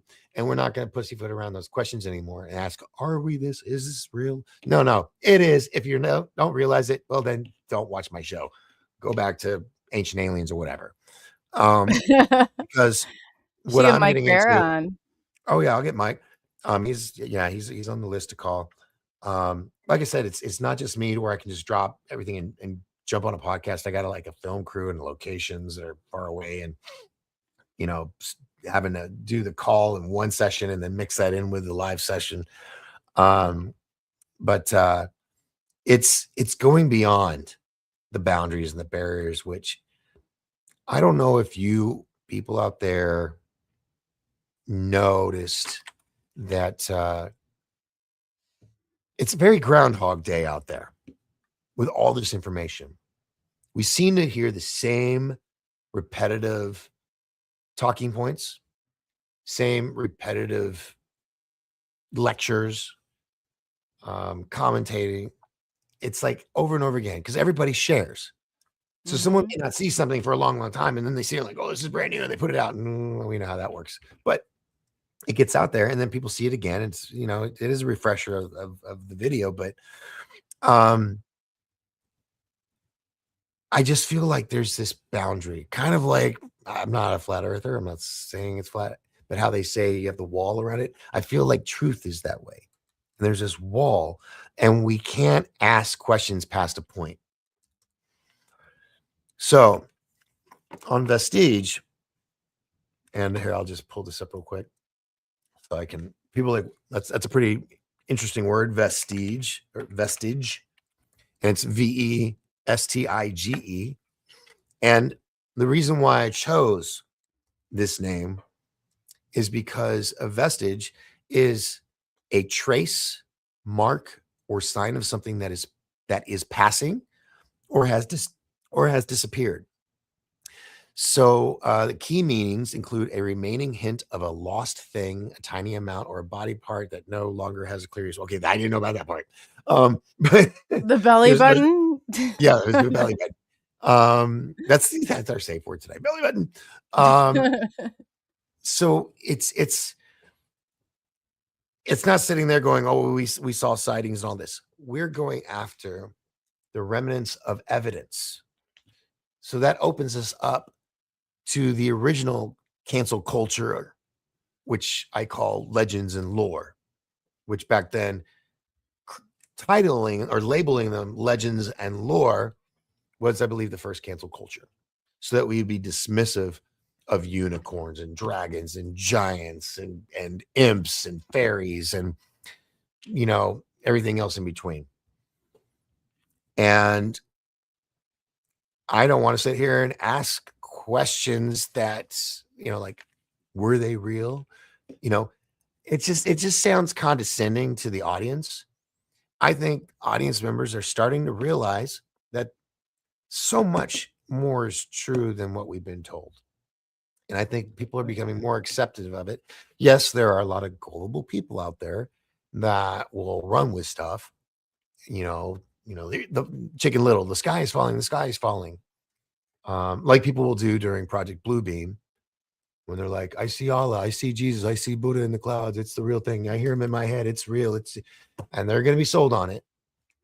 And I think we have witnessed how society reacts to things like that with, you know, the pandemic and the plandemic and the epidemics and all these other crap things that they keep unleashing on us to constantly keep us in survival mode and on edge.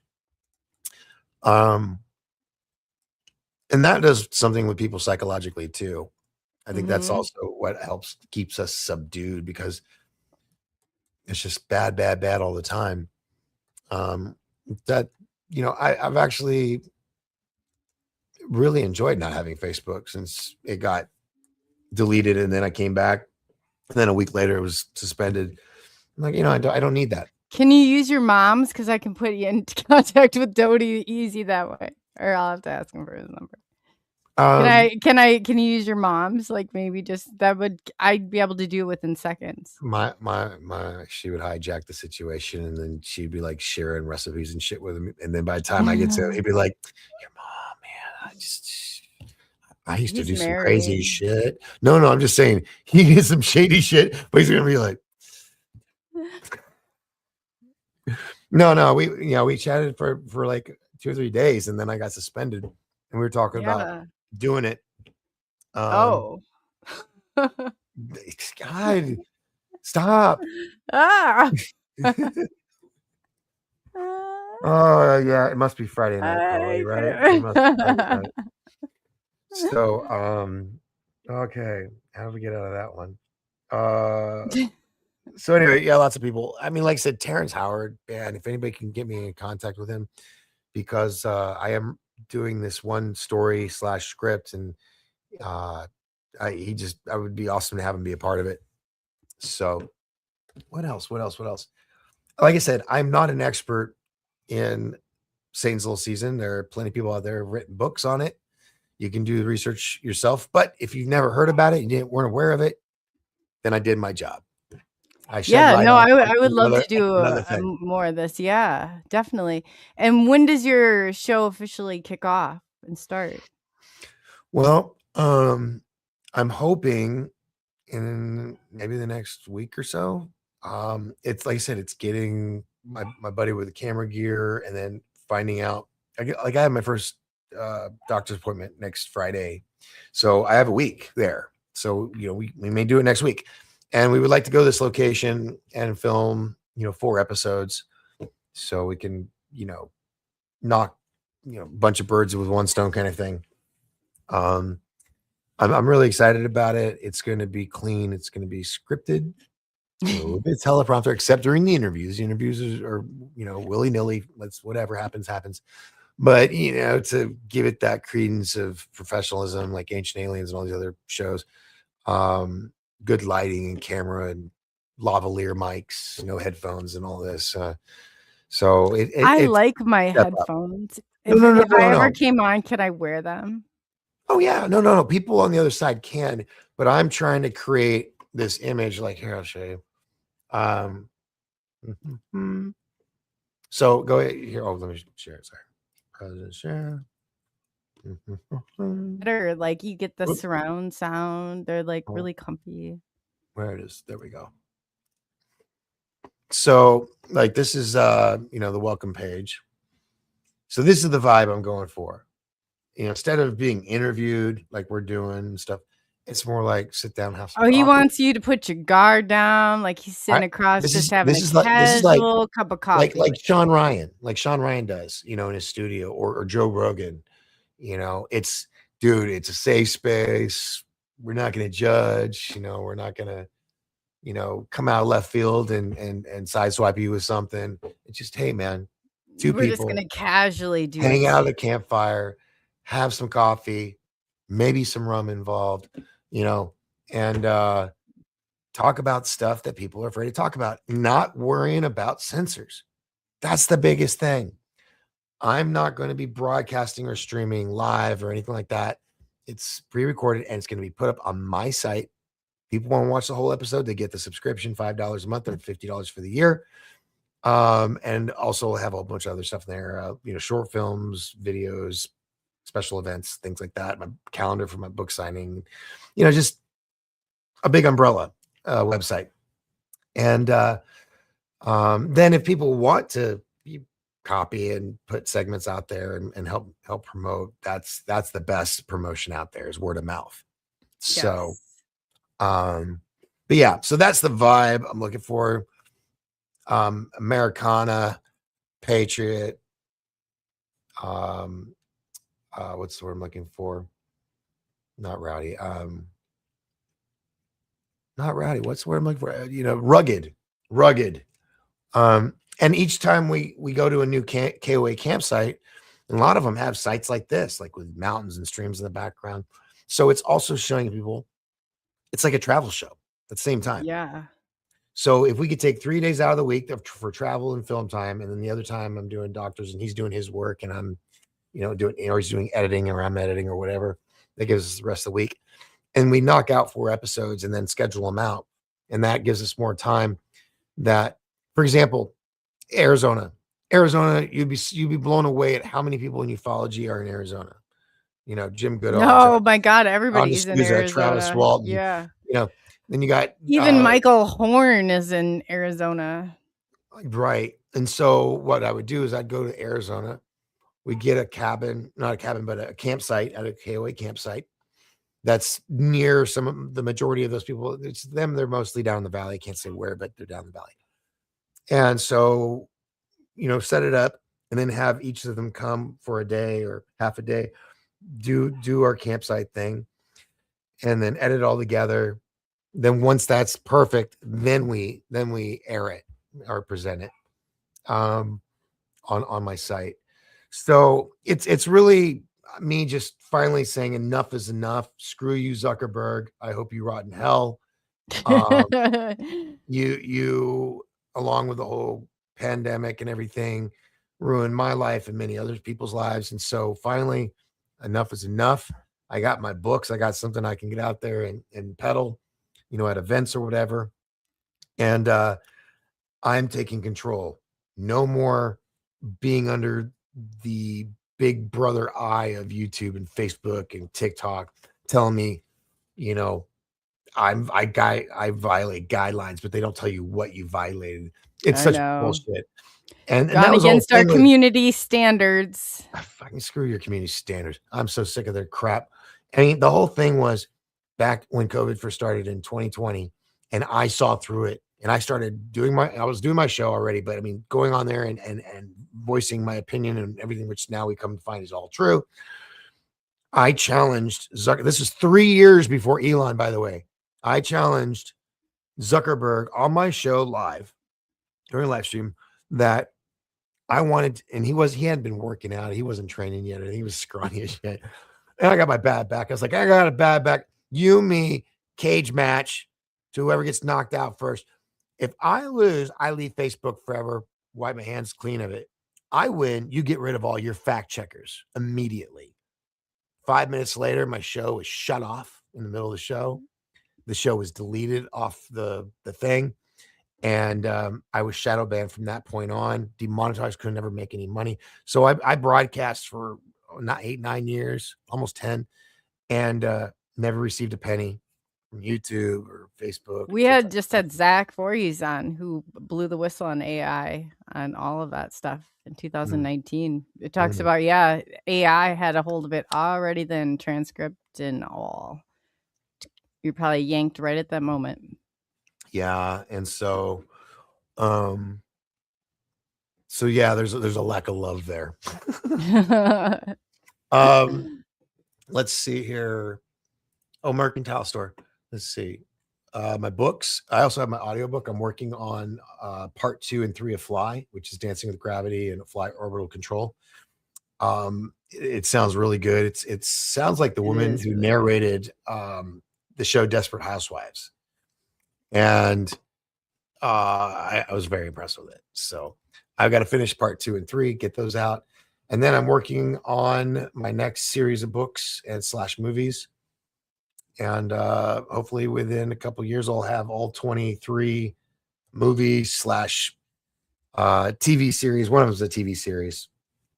And comic books, graphic novels. I also got toys, action figures, play sets for Fly. I'm following. Do I have the book with me? No, it's not here. I got a book of 1,000 Star Wars merchandise items, and I'm using it like a vision board. I'm like, oh, okay, I'm gonna make that. I'm gonna make this. I'm gonna do that. So thank you, George Lucas, for giving me that cheater's book. Oh yeah, Carl Sup, you're right. He lives out in Arizona too. You have Bigfoot things. You should connect with him. Yeah, He actually, does UFO stuff too. Cool. I had 3 huge. I think I showed them on your show. 3 huge. Big feet. Yeah. And they were in the back of the trailer. The wreck. One survived. The other 2 were split in half. Yeah. Oh gosh. And I was gonna, if I saw you, I was gonna let you have one. And you probably, if I ever see you, you can have this other one. But the one I liked a lot that had like the toenails in it. Yeah, I know. That's the one that split in half right down the middle. That would be awesome. I'll take it. Yeah. So if we ever do that, I'll pass that along to you. It was gifted to me for somebody who passed away. But after this, I wanted somewhere safe. I'm worried I'll break the last one and then I'll be out with some big feet. So. Oh God. Okay. And I would haunt somebody over that. I would haunt them for that. Where is? So I even got a donation thing here. Leave a note. Oh, account. Here we go. Go in the account. And then when you come to the account, it opens up a page and store. Quiet. Enough. So this is the quality of gear that I'm going to be having as merch. So jackets, caps, rugged, durable merchandise. Not something that's going to fade away after a short period of time. It's like a Cabela's meets. Yes, Bass wears or Bass Shop. More like Boot Barn or Cavender's, like clothes you pass down to your kin and stuff. Really, really good sturdy stuff. And we're not just going to sell it to this generation. This is for generations to come. All right. So this is in the member page. Movie, a little film I shot with the Cousins brothers from Third Phase of Moon. But here you have, these are films, interviews that I've done. Stop eating each other, or I will take you to a Vietnamese restaurant. Sorry. Videos, commercials I've done, trailers for films I've been in, interviews like Jeff Mudgett, who's a great grandson of Jack the Ripper. My film Confessional. This film right here, JFK Jr. faked his death, I put on YouTube, and it was deleted and removed in under 5 minutes of upload. And I was like, oh, I hit a nerve because somebody didn't want this out. So the only way you can see it is through my site. And but these are just, a couple, like 20 Year Back with Tony Rodriguez, the War King of Ghana, King Ni, and he was cool. He actually should have James Gillian on. Oh yeah, I would love to. And there's a lot that I would love, but I just want them to know when my guests come on, I don't want them to have the same interview that they have on every other show with the same fall to answers or go to answers that they already have answered multiple. So I've already got all of the questions written out for all of these guests that I haven't even booked yet, like 20 to 40 amazing questions that will really make them go, oh my God, no one's ever asked me that before. Give us one question. Hold on, I gotta pull up the folder for all that stuff. Let me do that. Just take 1 second. I have to know. Yeah. No, I get it. Guess questions here. All right. So I got, I'm just gonna read off the list and then you pick one. All right. Okay. I got Augie, Brad Olson, Brooks Agnew. We'll skip that one. Emily Harrison, John Blitch, Laura Eisenhower. Michael no. Skip Mike one. Barra, Noria Haokawa. Who would you ask Mike Barra? Richard Doty. What? Would you ask Mike Barra? I say Iowa. I get Barra. All right. Barra. Pull that open now. I know what I would ask him. All right. We'll just say, yeah. Hopefully he's not watching. He just texted me a little bit ago about something. Oh, he's watching you. We're just joking. No, he knows we love him. I love Mike.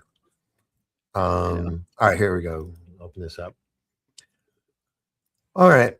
And the other thing is I'm going to be sending these questions to my guests so that they don't feel sideswiped, so they can take the time. Oh, no.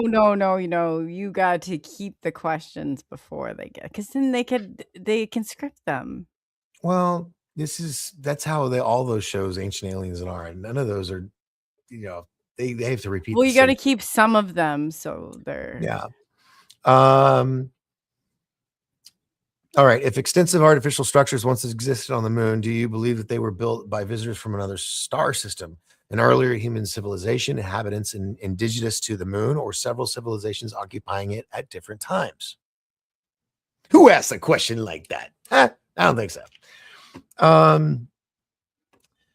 Let's see. What would you ask Jonathan Reed? I know. I got one. Be nice. Be nice. I know. I got one. Did you know the inside of that facility because you were actually a patient there? Is that why you cannot digest or even say one clinical term or anything, express anything in any sort of clinical terms? If you ask that. Well, I haven't even opened the folder yet. Yeah, my thing is that I'm not one to it. I try not to attack anybody. I'm not attacking anyone. I just fucking Andrew Bashago. He can kiss my ass. No, he burned me pretty good. But I've never talked about it, and I won't talk about it. Was it when he put the alien and was going to dissect the eyelid or put it next to the peas and carrots? No. Bashago. Jump rooms. Went back to Lincoln. Signing the I jumped. I jumped. I haven't said anything in so many years. I mean, he was my freaking roommate, and the way he burned me on another show, I've had bad taste in my mouth ever since. And like, are you gonna have him on your show? Are you gonna have him at your this and that Disclosure Con? I'm like, no, he was supposed to be at the first Disclosure Con. I made Disclosure Con for him and Travis Walton, and he didn't show up. So, Oh yeah. yeah. Where's your Doty? Let's see here. I'm just kind of scanning. All right. Question 13. MJ12 may be a genuine organization, a fabricated organization, or a fictional label placed over a different operation. Which of these possibilities comes closest to the truth, and what makes you say that? Doty? Yeah, it's for Doty. Oh, you know what? Yeah, I can tell you at Fastlane, Tom Whitmore did a bunch and he even moved out to DC. He had to find if Doty crossed over at a certain point. I can't remember if he eliminated Doty from MJ12 or not.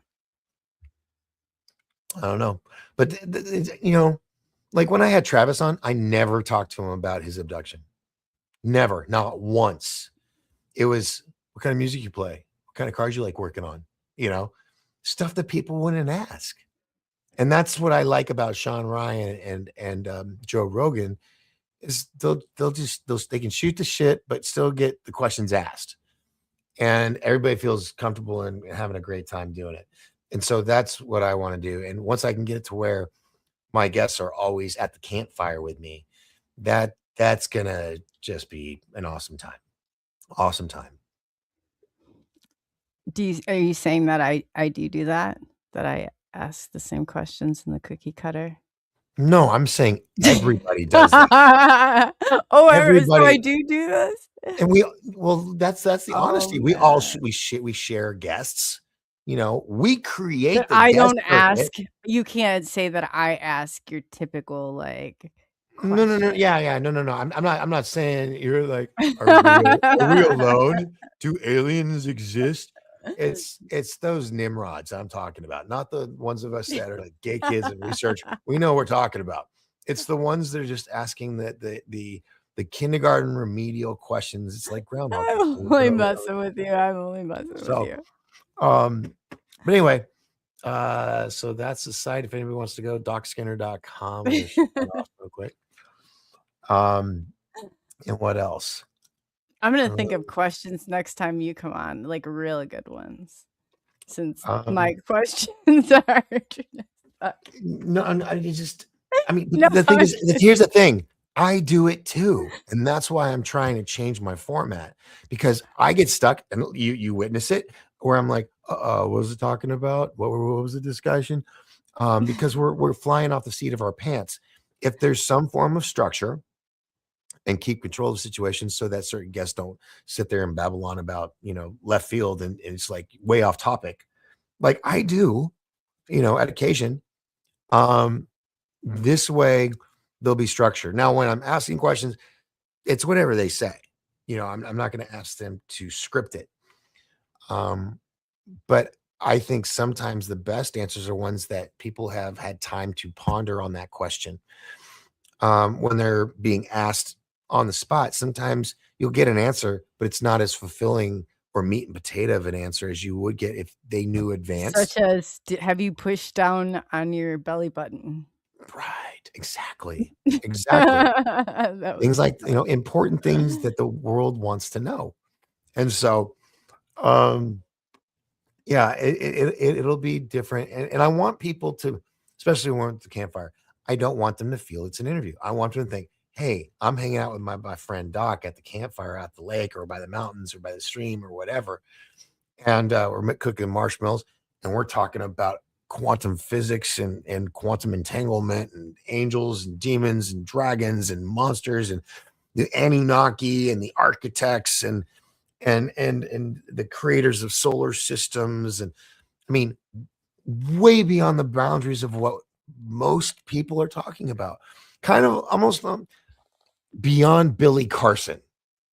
That gives you how far he goes back. I want to go beyond that. Who created the people that he talks about that played gods in Egypt and Anunnaki and all? I'm sorry, I keep shooting because I'm trying to keep up with the cell phone version of the show, because I keep moving over here and I'm at Look Center, but I'm off on the screen. So if you see me, I'm not having a seizure. I'm just trying to stay in the center of both screens.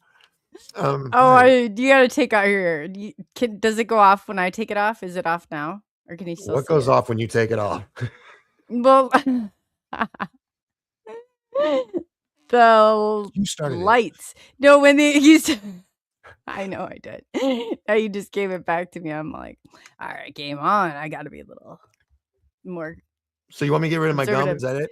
N- I No, can. yeah, I need the pack of gum now. I need to try this I'll gum. stop for a minute because I'm like No, all no, over. no. I thought that it was when I take down the streaming window for Instagram, you can't, it still shows on your end, is what I'm saying. Or does it Okay. not? Because I took it off on my end. I don't You can gram. click So the box in the, that's why it's like two side by sides, and there's Instagram that's next to us. I had an Instagram account for a day, and then because it was connected with Facebook, it was gone. And Oh, no, but yeah, but I'm streaming on two Instagram accounts. okay, now you're just showing off. We know. We've got well, between the both of us, let's see, there's Yeah, 8 streams going. yeah. I got the new Doc Skinner one, which wasn't shadow banned, which is why I'm going to be doing my clips on there.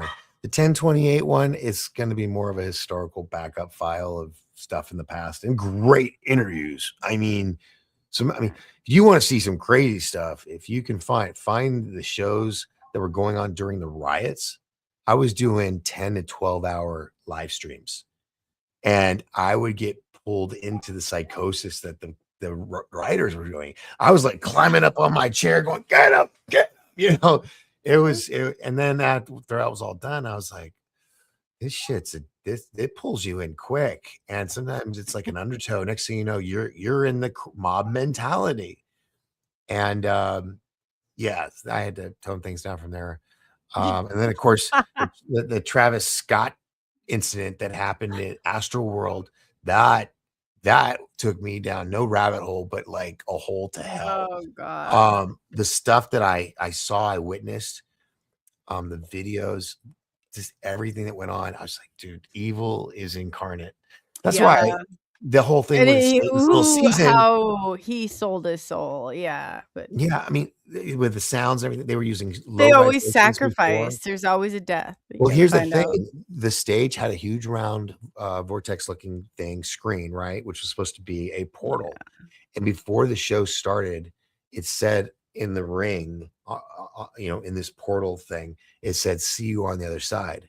Yeah, I remember that. The bodies of the dead from that event were all laid in a row I behind them know. on I main stage. know. How creepy.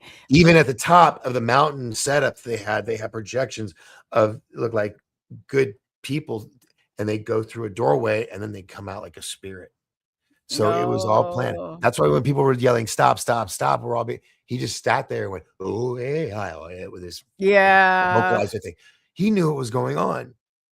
I He remind knew. people of the Kardashians and also Tom DeLonge, who was with Jesus the Christ. TTSA, and Baker's whole deal with the Kardashians are Dude, all the in the stuff, same. like their Halloween photos are just like American Horror Story can't even touch it. Yeah. It's just so out there. So it Um, is too.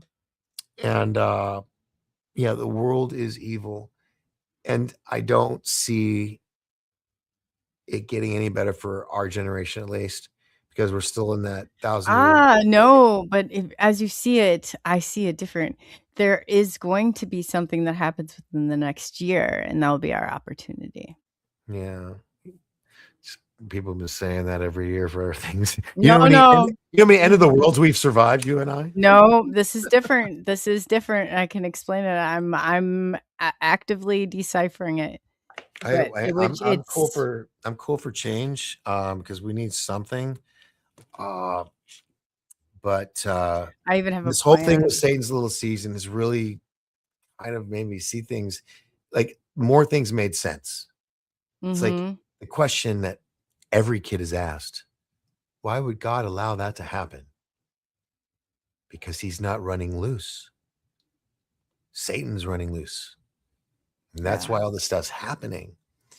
Um, and then people saying this is a prison planet and it's for soul harvesting and all this, and that we're just trapped. You're not supposed to we're go. trapped. You're not supposed to go in the tunnel of light. You're supposed to go away from it, or you just. You know what they say the tunnel of light is at the end of the tunnel when you're dying. You know what that is? Yeah, the birthing canal. Well, not just the birthing canal, but it's the fluorescent lighting in the OR. You're being born. Coming out of the birthing canal. And Can I? Okay, on a different note, what if? I've asked this question before. What if, like, at the end of the dark light, white light, whatever way you choose to go light, you hear, simply like all of a sudden you wake up and you hear, "Congratulations, you've completed your simulation on planet Earth." You return to your normal life that makes sense, like in your 20 years, maybe advance in the future by 30 or 40. Mhm. So, basically, what's the name of the movie? Schwarzenegger, Mars. What was that movie in the 90s? Sharon Stone was his make-believe wife. Total Recall. Total Recall is all about that, where you think you've lived a complete life. Yeah. When you find out you just went on your lunch break to a place at the mall, jacked Yeah. in, and you only spent 30 minutes in it. That kind of stems with the Matrix and everything. That is something I've always wondered. What if this life that I'm experiencing is a simulation? So I experience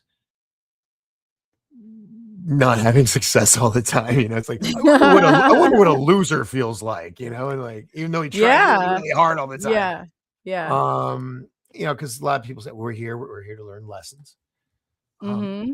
Who's to say that this life cycle is a class project? It's an assignment. Mm-hmm. And Who drew the short straw? Well, I think I think because that's the one thing that these alien beings, this other species, they don't have the emotion. They're more robotic. And the Greys and all them, that's why they're we're going to teach them a lesson. We're going to go down there. We're going to amp up their emotions, and we're going to throw them down in places like Walmart and the county fairs. That's why they're so interested in us, is because we can experience love and compassion and hate and anger and get reproduce and all that. So we're a popular experiment. And it's just it kind of sucks, man, when you really think about it, that it's like a Twilight Zone episode I saw in the 60s. Oh, I hated those when they get where people wake up and then they realize they're in a zoo and all the people outside watching are like pig face people. And or better ideas like Truman, like the Truman Show. Can you imagine if you got to the end and like pushed and found it? Like, I'd be like, oh man, I knew it. Yeah. The other thing people talk about is like, every time we have a near-death experience, we're like, oh my God, I could have died. We actually did, but the shock of it threw us into creating a brand new timeline. So it's like every time we have a deja vu or near-death experience, we start a new timeline from that point. Yeah, I believe that. Or anytime there's mass change, you jump timelines. See, and I want to be one of those people that proves this, kind of like the people that are trying to prove dark matter, even though you can't really see it. That's what I want to take research to the edge. You have to find the quantum leapers. Oh, wouldn't that be? I mean, that would be so cool. Yeah, but that's so you just have to go to Stargate. Some of the very ones that are a part of they're on the jumps. Mm-hmm. One of the guys that's not on the list that you saw that I'm hoping to get on the show is Dean Devlin, the creator of Stargate, and get him on the show because I remember we did a radio interview with him at a station I was working at, and the morning show guy said, "So what inspired Oh no, he goes, Doc told me that when you go to writing class, the first thing they teach you is write what you know. So how did you come about with Stargate? And Dean Devlin is like, well, after we had the the battle of so and so against the Archons, and I thought, you know what, this would make a great story, even a great movie. And the Yeah. morning show guy was like, wow, okay, that makes sense. I think that the gate kids that they were finding the Stargate. I think that I know that some of them were jumping. Yeah, no, I believe it too. As a matter of fact, with all of us waking up to being, remembering the gate program, one of the things that I'm starting to, I got the book, I've got the masks, I'm getting ready to start learning it, and that's called mind sight, where you close your eyes, you have things over your, and you can see symbols and read and see colors and all that. And everybody's capable of doing it. Children are very Yes. susceptible to it. So I thought, well, this is really a great skill set to have if you're in a hostage situation. They got you blindfolded and you don't know where you are. Yeah, you could really mess with them and make them think that you're like a Jedi saying, I see that you have a purple tie on, Mr. Terrorist. It's like seeing through like a blindfold is like what it is. Yeah. Hold on one second. He muted it. We'd All have right, a how we doing? bleep. Yeah. Yeah, I didn't have the censor button available. So That's funny. But yeah, no, I I think that I love your ideas. You always take stuff and I give you a hard time, but you really do because your mind I get how your mind works. And so I think you're going to be doing great things and I'm excited to see all of what you have planned. And you should have because I'm going to definitely get over there and jump over and subscribe. Can we ask questions when your guest is live? Now that's the thing. It won't be live. It's pre-recorded. Like I said, it's gonna be like Ancient Aliens. It's gonna be professionally edited. Do you censor the drawn up. comments if I particularly just had It's not gonna extensive be on. rants? It's not on YouTube. It's not on Facebook. So there's not a comment section for that. No. So I am actually working on that with Squarespace to see if I can create a chat room. So when I premiere the episode, we can have a live chat. But it's not where you can. It's like their Face of the Moon does. They pre-record their show and then they sit there and talk over it, and the chat's going on. I just want. There's just one of the people that you have on your list. I just have a few questions for. Yeah, if they come on, we'll see. Because I can't get a hold of them because all my contacts are gone because of Facebook. So we will see. But like I said, it's my wish list, and he before I lost the Facebook, he had mentioned, hey, have you seen the movie I just dropped today? I watched it. It was fun.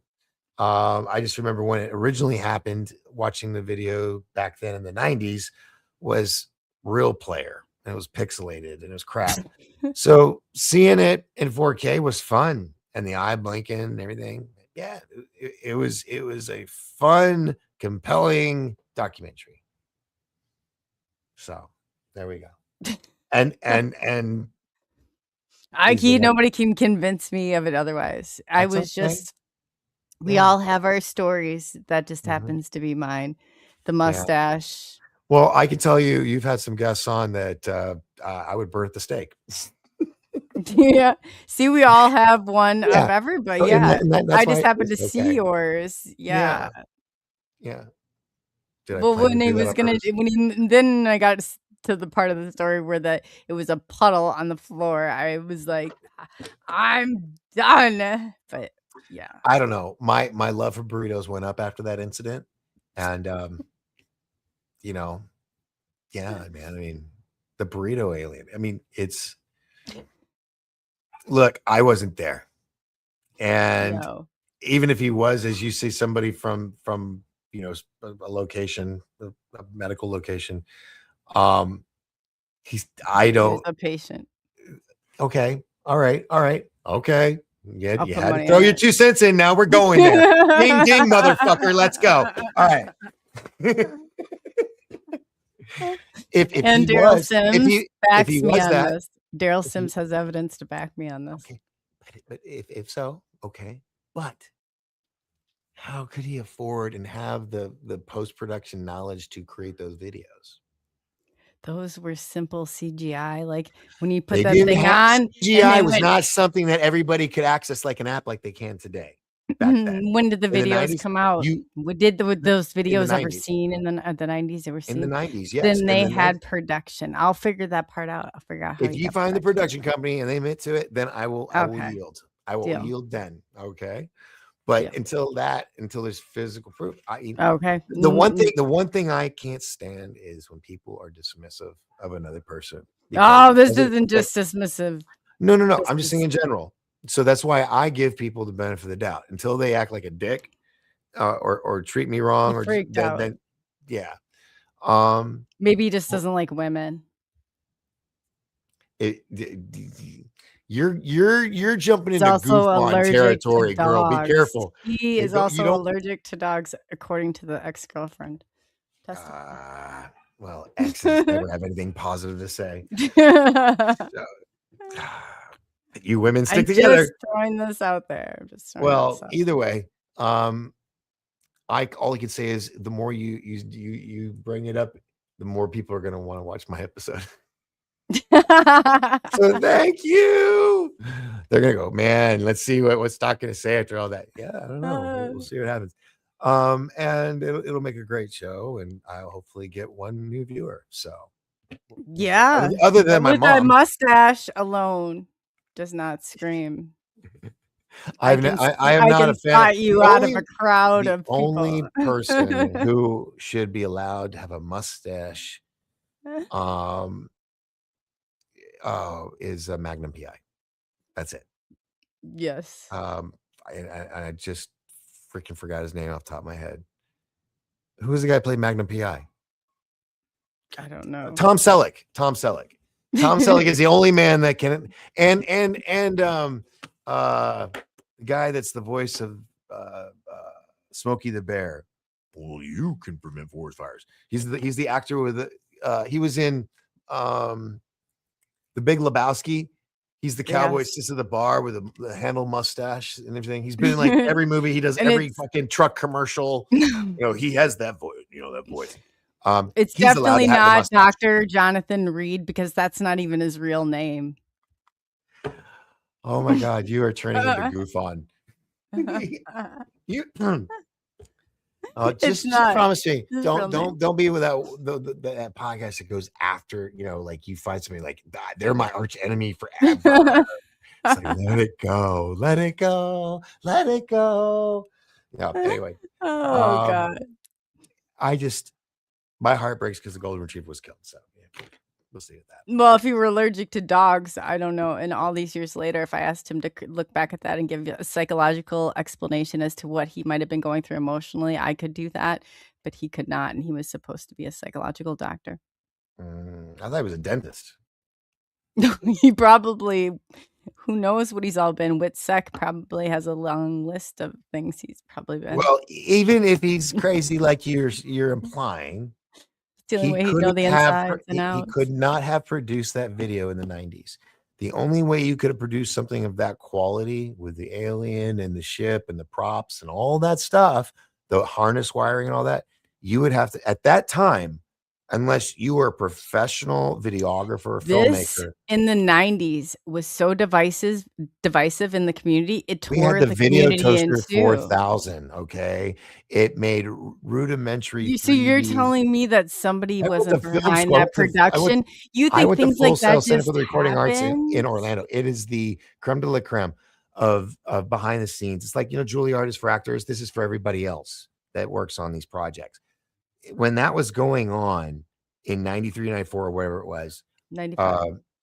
95, I was in film school, and you had to pay a lot of money. You had to have a lot of skill set to create something like that. That is the main reason why I'm skeptic to saying it's fake. Yeah, but Because what did it do to the community? It divided it in two. I say the that community thing was divided itself. well Blaming funded. it on No, one that person was is well bullshit. funded. No, Who it funded was it? one of the things. Who funded the video? That's what we got to figure out. I'll find out. So you're accusing of something you have no proof for. No, this is a mere when you have a hypothesis That's a You have to guess. test it. You're Yes, I'm guessing. guessing, but it would And be you're like, and don't label it as fact though. That's what you're no, I'm doing. And that's not. what Mm-mm. you I'm don't have only proof, but supposing. you're speculating. You're I speculating. have That's the proof up word. to Daryl Sims saying that he would send the evidence that did back the mental health Have you seen institutional the evidence? claim. Because someone's Well, saying they I'm have going to it trust and getting Daryl it. Sims on thing, but I can ask him for it. I can email Daryl Sims and ask. But I would trust the alien hunter is not telling, like, fabricating. But I will ask him. I will ask him. Remember I told you some of the guests? Is Daryl Sims on there? So Is Daryl anybody Sims on calls there? himself fucking alien hunter? Come on. I mean, yeah, dude. Sorry. Bunch. Not Daryl Sims. You should Just like have. Andrew You should Gashada to jump pair. through jump rooms. I mean, give me a fucking break. Okay, you Yeah, know what he you has an should do? idyllic memory. He can memorize shit, and he sounds like he's really fucking smart. But in the end, it's all a fucking story that he created, Jonathan and people have Reed run with it. had a head, a body in his freezer next to his peas and carrots. You know what you should do is you should put them side by side and let them stake their claims. Which what peas in a head? That's no. Jonathan told me about putting the alien in his freezer, and that he put his peas and his carrots, and that he was so traumatized for a dog that his girlfriend says he's allergic to. He can't even have a dog. And then I'm gonna, you know who I'm gonna call? James Gillian, because it happened 1 hour away from East City Ranch. He's gonna have the See, ins these and are outs of people that. that weren't there. They're just giving their opinions. No, I'm gonna ask him if he can look up the details If because they can he's have within an physical hour. proof of anything that they're accusing of, I will yield. But I'm not going to sit here with people who are speculating, saying, well, I got proof. You know, they had proof of weapons of mass destruction for the Gulf War, which was a little bottle of baking soda. So sorry for being skeptic and having a hard time believing some of these people, No. especially in this I'm just fucking saying community. that if you saw stuff going into a mountain and you knew there was like a base nearby, could you speculate it might Did you be see it? here, and Did you here, see and it? there? Did you No, I'd see go it? looking for it, but Did I you want to see it? know. Now, These did you aren't the see it same yourself? things. Did you see the ship I go into the said, mountain? if there was, I'm giving you an example. Okay. I didn't say by fact this month, but I'm saying if this were to be the case. Like I'm one that will not say something unless I'm very certain and I know everything but that last maybe pin mark.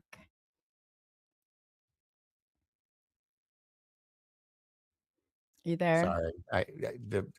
I don't want to call from the neighbors or the police because the donkey's barking. They're normally allowed to come No. inside, but I've blocked them out for this show. So they're Oh no. they're So barking. we'll let you go. But I say you should put, like, Steve Mera went on with Daryl Sims and they had a great, you should put people like that together on and have them do a debate. That would tune people into. No. I'm at the point where I'm just over it all. You That's could be why like a I'm ring. going, see all this stuff. This James Gillian. These are people that have been in a circuit. Everybody's heard their fucking story over and over again. I just don't give a shit anymore. After the Congress hearings and everything, and now everybody's going, I oh, don't care aliens. about that, but they're the experiencers. I'm just saying, I'm like, an experiencer would a too. side ring? Yeah. And so, you know, it's just, I think some of these people, it's like a B-rated actor on a TV show that's still doing Comic-Cons trying to feel relevant. And I think a lot of these people need to just put their shit up because we need to move past it. It's just a loop. It's a Groundhog Day. That's We why need to my ask show them is going to go questions. beyond all this stuff, not their experiences. I don't give a rat's ass. I want to know what they think because of their experiences, you know, about other creatures and species and it's just everything. I don't want to hear their stories. I want their opinions on beyond that because everybody's asking the same fucking questions. And it's just it's old. It's old to me. So I'm doing something that's a little different. Not totally. I mean, because like I said, Joe Rogan and Sean Ryan did it to where being in the same room is very important. It's a lot different than what we're doing right now because people interact differently when they're in the same room. Mhm. And it's more personal. Whereas here, you know, you got keyboard warriors and shit. Like, what are you gonna do? You can't touch me. That's why I don't get into chat battles with anybody. I don't taunt anybody because it just stirs up shit that didn't need to be stirred up.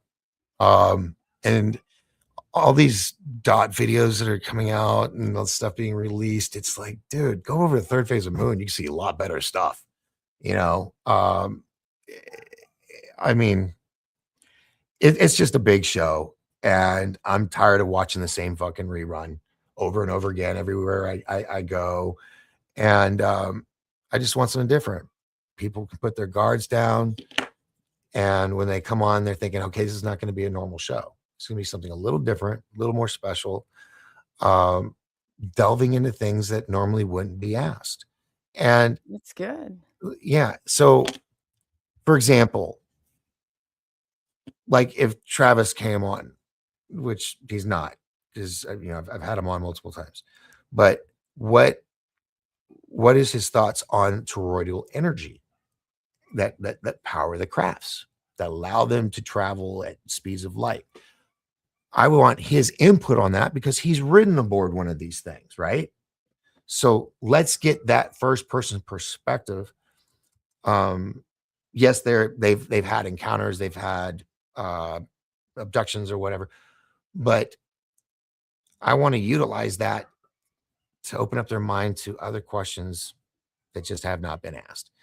Hold on. I gotta scream. Excuse me.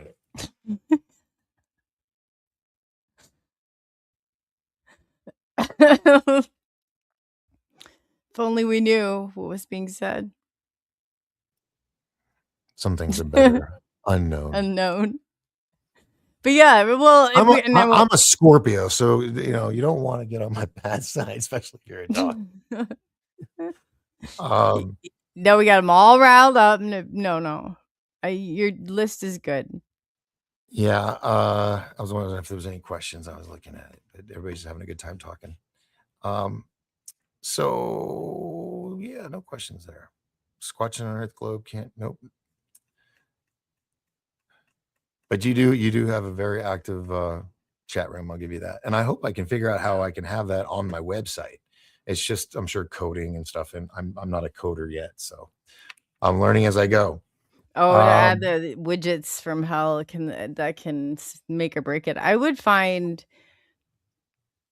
I don't know. I'll figure it AI out. helps. Like, yeah, I'm trying to think Yeah. of a way, but the more independent you can do it, the better, because the less controlled and the more that you're free to say that. I mean, that's better. I try and keep mine that way at all costs. You know, it's like, Yeah.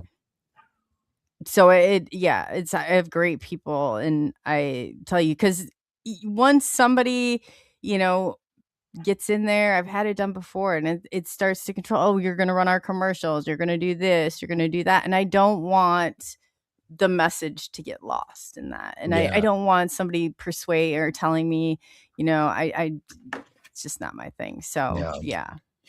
Well, we're at 2.5 hours, and I'm probably going to get a noise violation and a visit from an officer here very soon if I don't. Yes. Well, please get that on camera. But thank you so much for coming in. And again, just tell everybody real quickly, DocSkinner.com.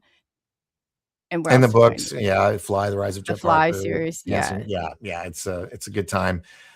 First ever book on indoor skydiving, like, you know, character-driven storyline. No, it's really good. I got into it. I read it, so I got into it. And the audiobooks on Spotify as well, on my website as well. And hopefully next week or two, we'll be able to film the first 4 episodes. And then hopefully within 7 days of editing, all that, we'll be able to get them scheduled for premiering. And then it'll just snowball from there. But it's just those first few steps, you know, like riding a bike. You'll have to come on, and we'll have to do some, fun. Tell us about it and promotional stuff. That'd be fun. Cool. Well, thank you very much for having me. Yeah. Real quick before we go, I'll just keep you on here. I just wanted to thank Amy Allo and welcome the new SNX ground crew member. Absolutely love and appreciate you guys, and each and every one of you. Thank you so much for being here and being a part of this and getting the message along, because without you, with censorship and everything else, it wouldn't be getting out there. And I really do appreciate that. So On behalf of Coley here at SNX Radio, also known as Coley UFO, and Doc Skinner with 1028 Productions, thank you for taking the journey into the unknown, and we'll be seeing you again shortly. Thanks. Bye. Good night, everybody.